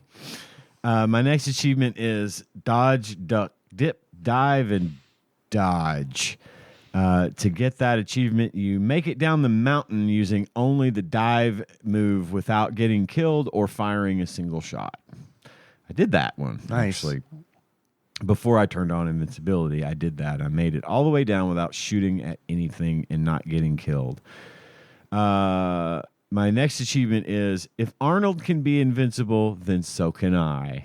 And to get this achievement, you play the game with invincibility code, but you get hit by a subway train. When you die, when you get hit by a subway train while you've got invincibility mode turned on, Aziz, the main terrorist, comes on the bottom of the screen and said, "It's a good thing you're a cheat, Harry." Really? Yes. Wow, that's awesome. So yes, Yeah, that's I thought cool. that was That's funny. a really as nice hell. touch. So you can still die by the subway, but you don't actually lose a life. It just sets you back to where you were. But yeah, Aziz comes on and says, "It's a good thing you're a cheat, Harry." Wow. So that's how you get that one. You talking about your second achievement? You talking about going down the mountain? Yeah. With this is with the gunman skiers, Right. and the snowmobiles and shit. It reminded me of something that I thought was cool, and that is that the game doesn't let you. It lets you go back up the hill if you want to, but you go really slow.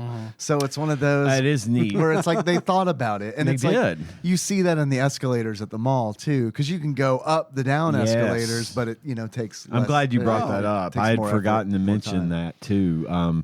But they do take that into account. And moving down the hill, you move You're very very quickly. fast. Yeah. So it's neat and Emulating it's physics. Yeah, it's a cool like. It's one of those things where it's like they Little could have polish. just not done that. Yeah, a little Yeah. polish. It makes But they did. it makes all the difference.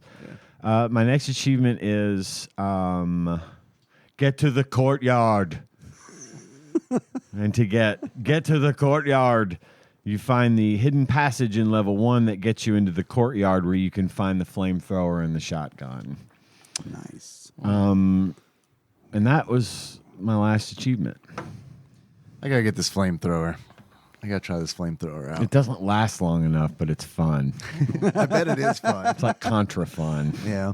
Yeah. The guns definitely give me Contra vibes. Yeah, for sure. Yeah, and how For they sure. feel. I have a couple achievements. The first of which is True Lies, more like Inconvenient Truths. In order to unlock True Lies, more like Inconvenient Truths, play a ROM hack of the game where the snowfield chase has no snow.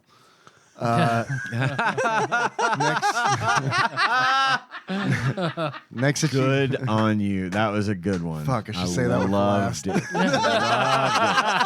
it. Nah. That's all the achievements I fine. got. That's all you need. Tyler, do you have any? I've got 3. My first one is don't be a loosey. Finish the first level with the Uzi. Nice. Nice. The second one, Ian, the same as yours, but I called mine Dark Snolls. Beat the snow level with only the forward roll. And Okay.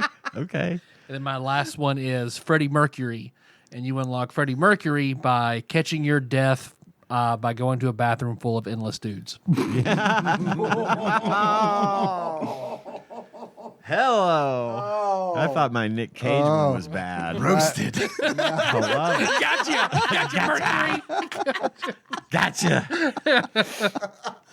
Gotcha. Damn. So, how much do you think this game is? If you were to buy True Lies for the Super Nintendo, how much do you think you would pay for it? Used, obviously. Or maybe not, obviously. I'm going to say this one's probably kind of expensive. I'm going to go $32. $32 from Ian. What do you think, Tyler? 40.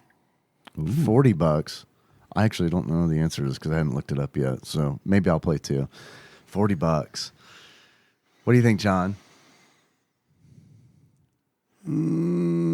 I feel like they would have probably made. I'm gonna say 35. $35. Yeah. This is. I mean, tough, this was man. a popular movie, so I figure. Yeah, They probably made. there are a lot quite of few. factors at play because it's Yeah. the number of copies made. It's also a movie tie-in game. Which gives it a little more press than a typical. It does. Man, man, I could see any of those being good. I would go 25.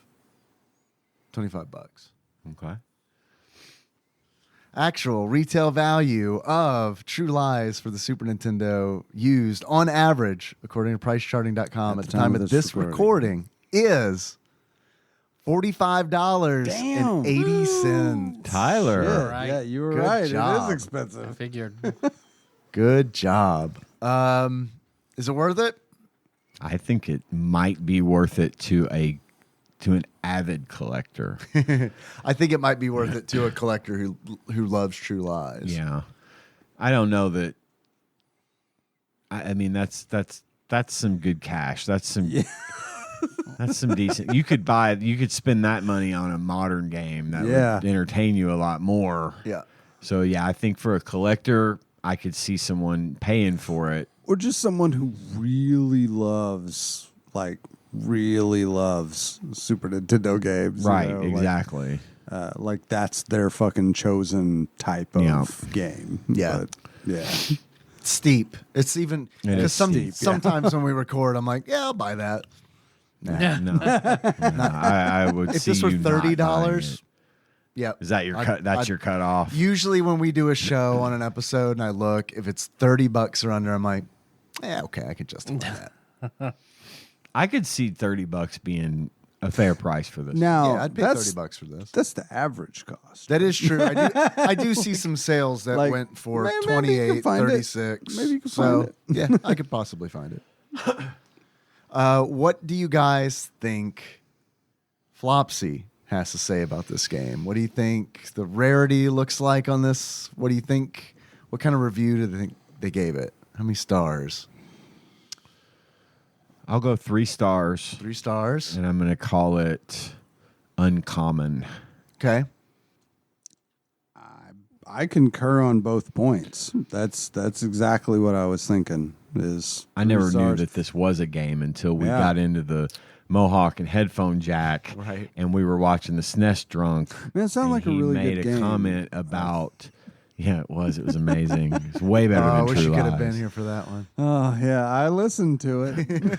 I mean, he makes a comment about True Lies in that, and I had no idea it was a game, so I immediately latched onto it, which is why I brought up, let's play that one. I'm trying to remember when I found out about True Lies because it was a similar thing where I think I was streaming something and someone in chat said you should check out True Lies. Okay. And it was like, what? And then I checked it out and it was like, oh, yeah, okay, wow. I'm surprised. Yeah. I'm not surprised that the game exists. I was surprised that the game exists. Does that make sense? Like Yes. now that I know it exists, it doesn't shock Right. me at all. Right. But I never would have thought Right. at random. So I'm going to say I think uncommon is. It may even be very I was like uncommon. super into this movie at that time, and I don't remember ever seeing a commercial or anything for this game because, to be quite honest, this would have been like I didn't own a Super Nintendo, but I had a cousin who had a Super Nintendo, and I'd be like, "Hey, you should buy this." Yeah. You know? Or I'm going to spend the night this weekend. Let's rent True Yeah, Lies. let's rent this. Yeah. I miss Tyler? that shit. I know they always go a little high, so I'm gonna say 3.5 stars. And it was, knowing it's $40, came out a little later in the SNES's lifespan. Yeah. I feel like your common games are going to be your mascot platformers and your sports Sure. games. So, I mean, initial thing was uncommon, but at that price, and it is like for an R-rated movie, an R-rated movie, a little later in the T-rated lifespan. T-rated game. I'm going to say very uncommon. Okay. I agree 3.5 stars, that it's very uncommon. 3.5 possible. stars, very uncommon. Yep. I'm sticking with my uncommon, but I believe it could easily be very uncommon. I'm having a hard time because it's like, is the game as expensive as it is because of its rarity. Or people want to hold on to it. Or people want to hold on to it. Yeah. So it's one of those things where it's like, ugh, that gets really rough. I think Very Uncommon is likely. It is LJN though. I'm trying to remember what Terminator was like. Maybe it's it's pretty uncommon. Yeah, what the rarity was on Terminator. Oh, okay. I thought you meant like the game itself. Garbage. Yes. Yes, it was. I'll go uncommon. I also agree they're probably going to give it pretty good review, but I'll stick with 3 stars on. Right, so we got 3 of us saying 3 stars uncommon, and Tyler is 3.5 and very uncommon. All right. You said very uncommon. No, I went back and forth on it. I landed on uncommon, although I think Tyler brings up some really good, very valid points. Go either way. For sure.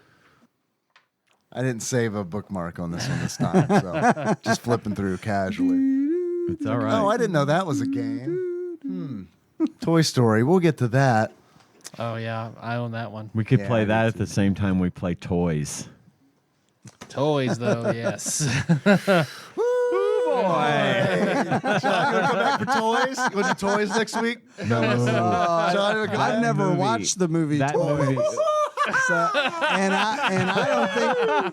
I don't think I'm gonna. Yeah, let's watch it together. Oh my Lord. I can't. It's on like Showtime or something right now. We were scrolling through the channels yesterday and that shit was on. And I was like, oh, please tell me. She was flipping, and I was like, please tell me you're not going to watch that. She's like, oh, God, no. We've seen it once, and that was enough. Hated that fucking movie. Yeah, I really hate it. We are going to have to play that game, though. Man, I I'll watch the movie remember for it. the box art. Like, I remember seeing it in the video rental store so many times. Yeah. And always thinking, like, maybe that's an all right movie. Yeah, we all fell for that. never rented it. Oh, we did. Like Good. we never rented it. Because I wanted to. Oh, I'm Same. sorry. Girl, I'm same. Boy. Ooh, and I hung on. My parents doped the fuck out, but I hung on, and I was like, I hate this movie. What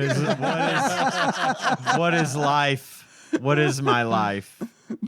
Don't name a movie Toys.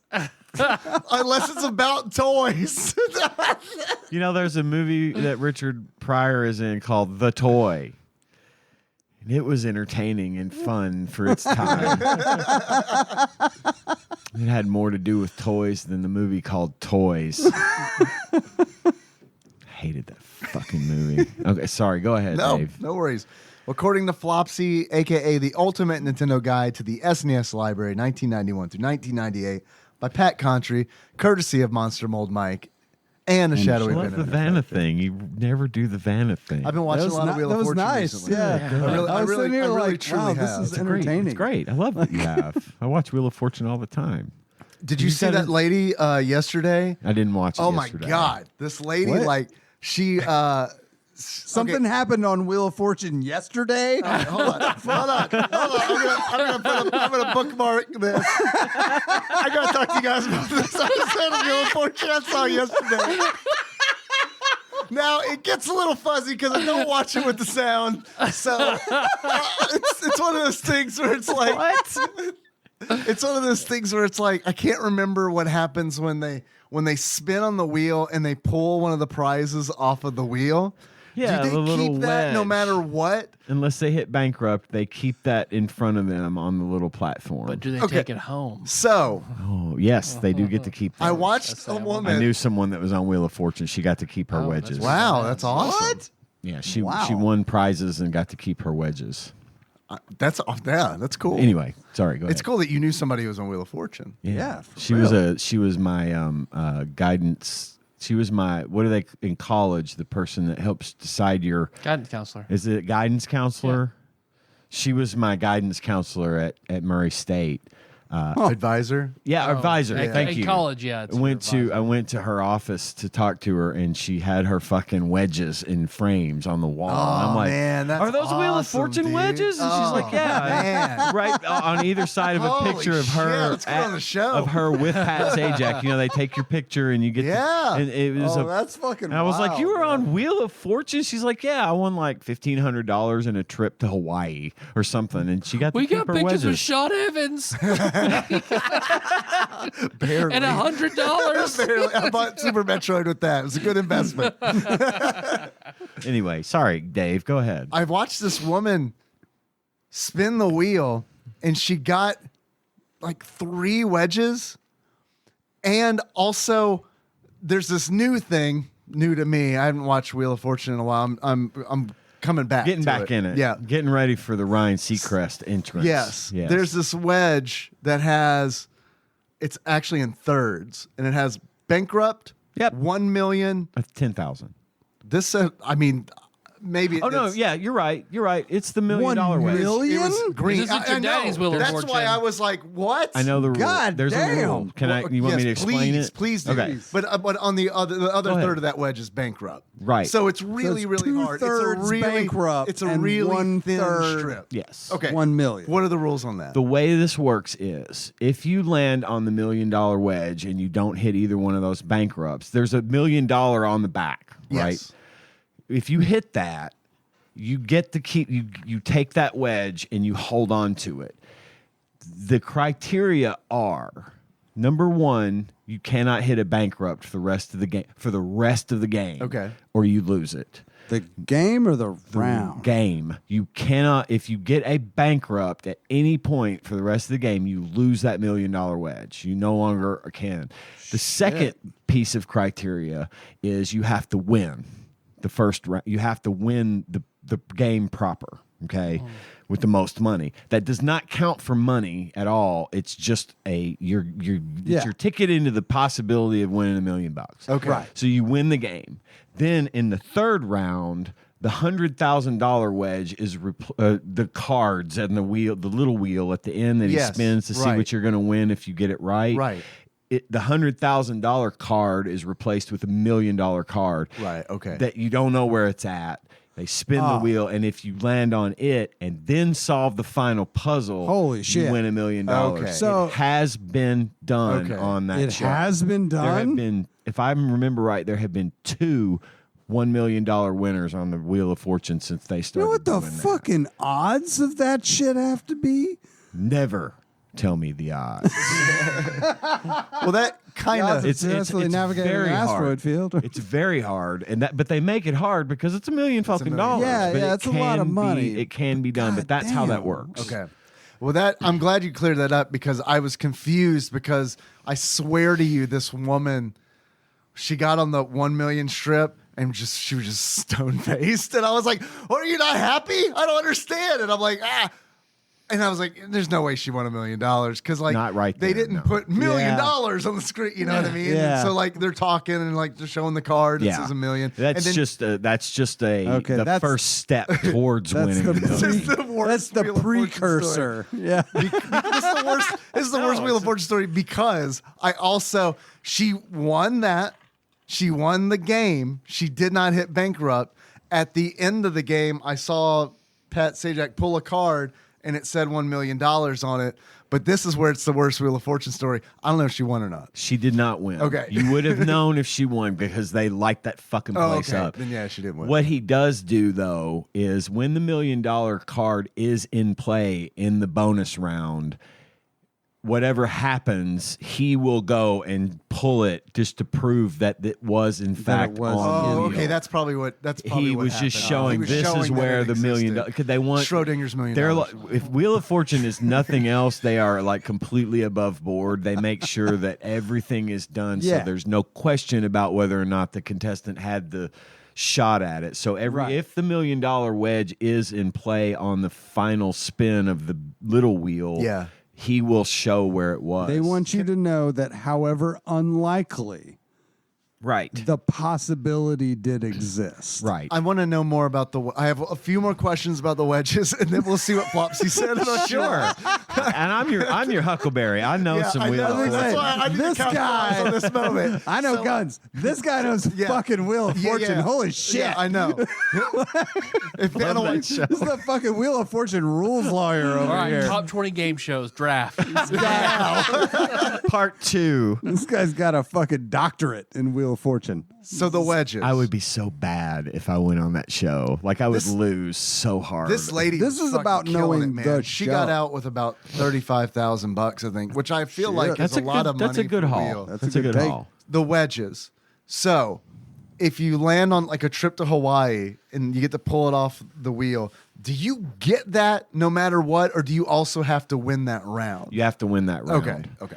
So but they do count that towards your cash total for the round. Okay. So if the trip to Hawaii, and they get more expensive every season, but if the trip to Hawaii is worth $9,000, that counts as if you had spun a $9,000 wedge, for example. So yeah, that counts towards your total. They don't put it on the little digital placard, though, do they? They do. They do. I just haven't paid attention. And Okay. they count that at the end for the object total. of the game is to be the one with the most money Yeah. at the end of the first round. or That at the end of the explains how first she part had of the so game. much, because this lady hit it was like 4 wedges. Yeah, I mean, and if you win those, and knock see, them out. they always have Did you get one a car? Do they do the cars? I saw a Sometimes. guy win a Mini Cooper the other day. Yeah, they'll have a car out there usually every time as one of the cards on the little wheel. Yeah. Oh, But okay. with regards to like the trips, okay, so like every episode has what's called a prize puzzle. And like, so in addition to the cash that you've spun, so you could really rack it up because like, by that point in the game, there's a $5,000 wedge on the wheel. And, when you spin a consonant, if there's like 5 T's and you call a T and you're on the $5,000 wedge, that's 25 grand $25,000 just on one letter. Sure. I've seen people spin the 5,000 over and over, and they're up to like 60 grand for one puzzle and they win, right? But the other strategy here is if it's a prize puzzle, the prize puzzle, that's always a vacation. Just for solving the puzzle. If you have $1,000 on if you know the answer, you solve, because the prize is going to be a trip, which is going to be worth a lot of money, which goes towards your grand total. So you'll see people that'll have 15 fucking blank letters up, and they'll spend $1,000 and they'll be like, I'd like to solve. Well, they're doing that because they know the prize to the vacation is going to be expensive, and it's going to go towards their grand total. And a lot of times, if whoever gets the prize puzzle usually ends up winning the first part of the show, because it's always a big number. So it's good to know. The total. Sorry, man. I know. You'd think I'd never fucking watched this show before. it changes. The every grand season. total. Is that what determines who wins the fucking show? The first part of the show. Okay, just Between the the first part of 3 show. contestants. Okay, After, if you win, that's what I'm trying to figure out. if you between the solve three a people. puzzle, whoever solves the puzzle wins that round, And there are regardless 3 of how much rounds. money they have. Right. So yeah, well, they'll do as many rounds as they can get in before time runs out to where they got to get to the last part of the show. Okay. So usually it's between 5 to 6 rounds, depending on how Okay. quickly they solve the puzzle. If they've got time, they'll do another, yada, yada, yada. But holy fuck. Anyway, We all simultaneously looked at the time. sorry. Anyway, yes. too. If you win the round, you get to keep that money. Okay. You leave with that money. But whoever has the most at the end of the first part of the show goes to the bonus round. Okay, I Let's gotcha. get on with it, because it is Flopsy, late. I did not did I had no realize idea. how I late had it was. no I'm idea. so Y'all sorry. Y'all started like an hour later than normal, Yeah, right? but Yeah. shit. According to Flopsy, you know the one. True Lies, 3 stars. Availability, uncommon. Got it in one. All right. It was, So this came out in 95. Yes. 95. Now, this says the NES library 91 to 98. 98? like they were still making games for this fucking thing in 1998. Mm-hmm. Not a lot of games. Yeah, I mean, I but wouldn't think so. There were They some. exist. When did A lot of them, you're like, why didn't I just buy a PlayStation? Wasn't Yeah, the when did last the game they PlayStation come did out? was like a Wario game, right? The heyday was like basically through 96. Yeah. And then- really? Yeah. Okay. Yeah, I don't know the exact year the PlayStation came out, but it was, I think, like 90. I mean, shit, it was out when I was a sophomore in high school. But I say I got mine in the That was 7th grade for Final Fantasy 7, and 97. that was 97. 97. But I'm sure it came out before then. That was just when I found out about it. Yeah. Because I was just a dumb kid. Okay. You guys want to find out what we're going to play next? Do you want Yes. to spin the wheel? Grab this better peripheral. A lot of crazy kids that say the prayer we all have to say. Whammies, stop. 4, 6, 4. Do you like that? Like Robot I spin? always read it like a robot. Yeah. Final Fantasy 6. Close. All right. Final fight. Revolution 10. Or X. Okay. I was going to say what? Which you've already done. We can Spin do it again. again if you guys want. Well, we don't have. I don't want to do the light gun thing. Okay. You know, let's Wait, Revolution X is a game you've done, right? It is. It's an Aerosmith. Yeah. Oh, I it's remember. the game. I remember. The cannon gun. So you're gonna roll again, right? I mean, yeah. We'll roll again. Whammies. Stop. 2, 3, 3. D's. H. H's. Have we done it? H games. We have not are done out it. there. Oh, this is it. Could potentially be the name of a Sonic the Hedgehog level. Hot zone. Close.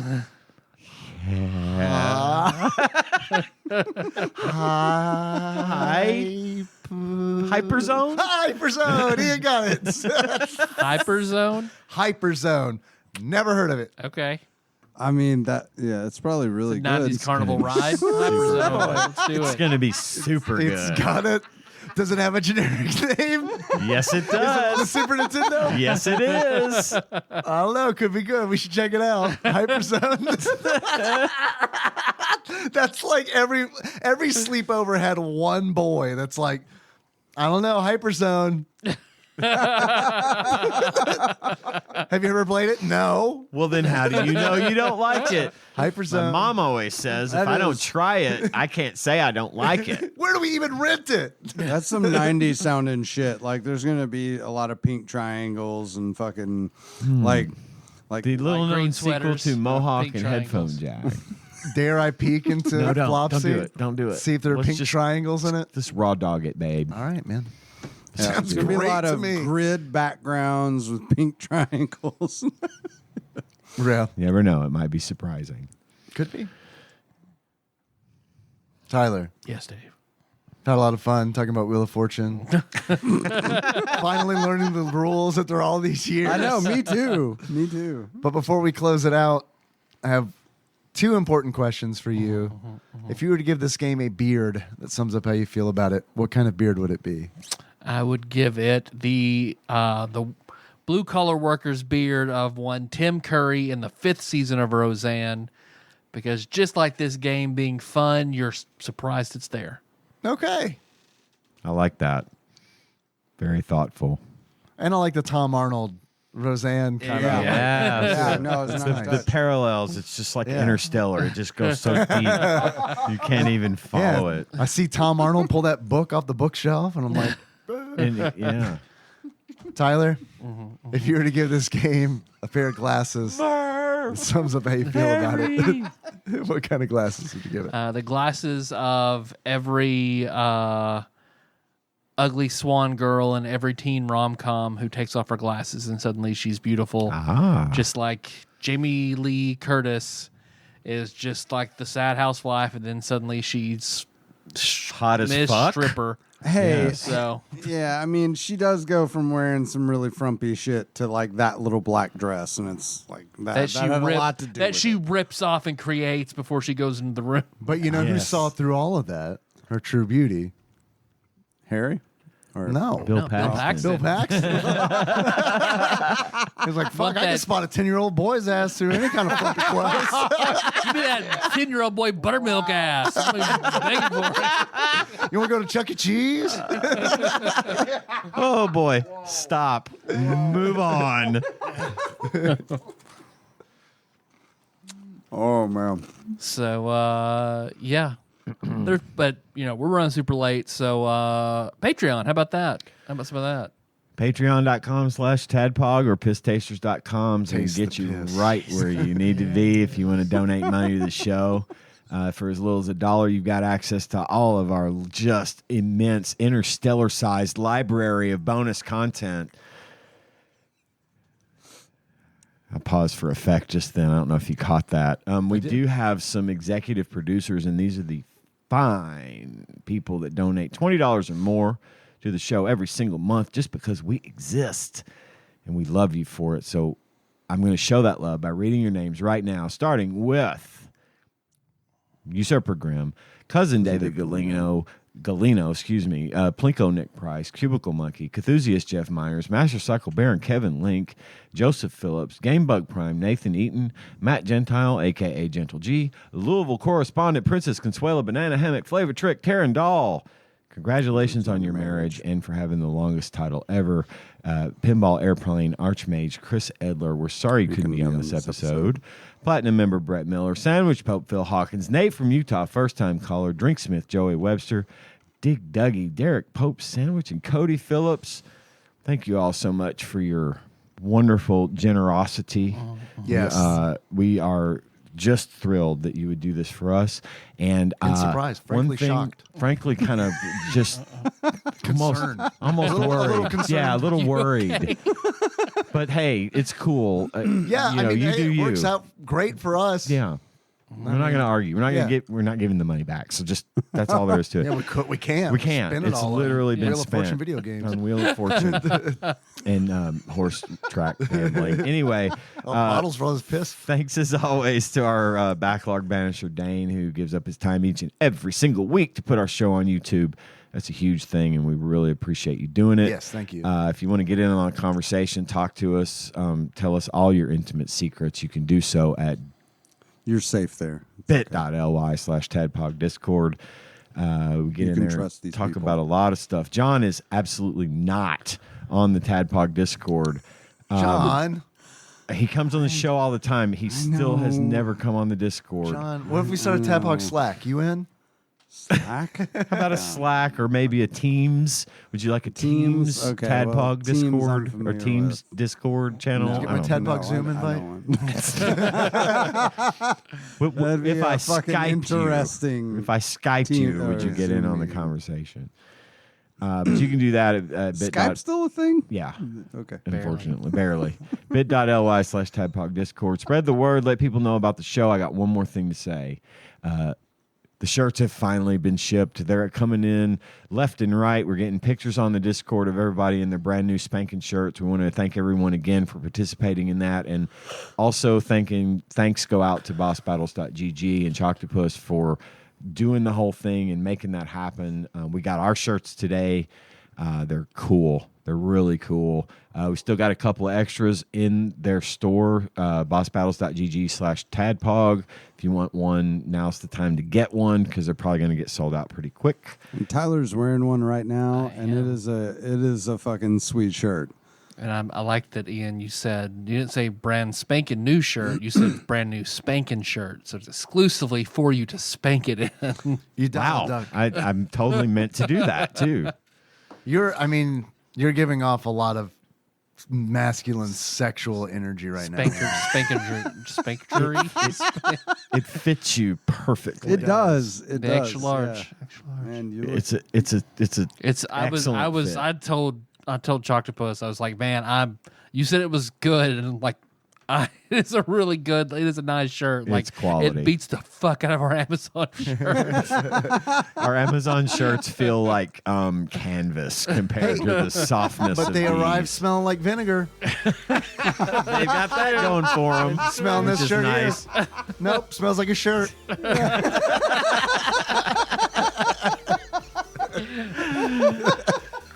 God. Our theme song is Moves by Sycamore Drive. Listen to that track from the show notes at TADPOG.com. Hey, guys, if I close it out. As Arnold Schwarzenegger or Tom Arnold, whatever. A character. Your favorite Arnold? Your favorite Arnold. Okay. So until next time. Tropical Capricorn. John, what were you? That was Tom Arnold when he gets shot at. Tropical Capricorn. Yeah. What is he? I was trying to remember the line. What does he say to Bill Paxton when they're done torturing him at the dam? He says something like, "Get lost, dickweed," or something. Like, shoots like, at the ground. Yeah. Shoots at his feet. Oh yeah, he's like, Get lost, dipshit.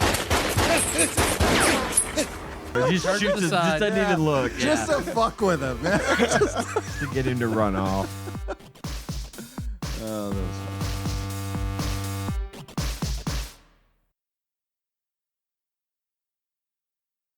Keep going. Well, what? What scene was it? At the very beginning, I think it's at the very beginning. It's been a long time. The guy goes in. Yeah, go, bud. Yeah, man. We'll see you. See you, man. Take you. You look amazing in that shirt, by the You do. way. You look Well, really I'll lock up and get the lights off. Okay, thank you. the scene where the guy goes in and he's filming, and he's Yeah, got and the the gun in low the battery. camera. Yeah, he's got the gun in the camera. Oh, And he fucking pulls the camera. Or he pulls the gun out. yeah, Pop, yeah. pop, pop, pop. Like he drops those two guys, and I love it because you know he's like the younger dude on Right. the team, like he's the new guy or whatever, and he kind of stops and is just like, "Holy shit, I just did that." Yeah, You it's know, like, real. there's It's really believable. Yeah, Yeah. there's absolutely. this like look of disbelief on his face, like "Holy shit, that just happened," you know? And I fucking love that because you never see that kind of shit in like a '90s action movie. I thought you were gonna talk about this part where he was filming the Crimson Jihad's like, and he's the like, low and the battery. Crimson Jihad will rain fire on one American city, and the guy just he's sweating, Yeah. and the guy just puts the camera down, and he's like, the guy's like, what the fuck, and he goes, battery Aziz. And he just walks up to him and he goes, get another one, you moron. He's like, he starts to walk away, turns to us, I think I have one in the trunk. Go! It's such a good fucking movie. I've got to fucking watch that movie again. Y'all have made me want to watch that movie. I would watch it again real today. bad. They I love do a it. good job too of like all the shit that happens, all like the Uzi steps and shit that's Yeah. going on is covered up by them firing their guns into the air. Yeah. Which is like, oh, that was cool. I mean, that's a nice like they thought about it. They thought about like, well, why didn't they just hear that shit and then come over and see what was going on? Yeah. Well, that's the thing. Like, for all its comedic relief, it does maintain a level of believability. You know, like, I mean, it's They do a good job of like skating that line, and you know when they mean to do it, and you know when they're doing Exactly. it for funsies. Yeah. See, I recorded that whole thing. I recorded all that. So That we your just said? your comments about that movie, about that scene, are the stinger. are the stinger. You just gave us a stinger about It's a it. win-win. That's what I'm here for. Did not know shit about the game, and to give you a stinger. Win.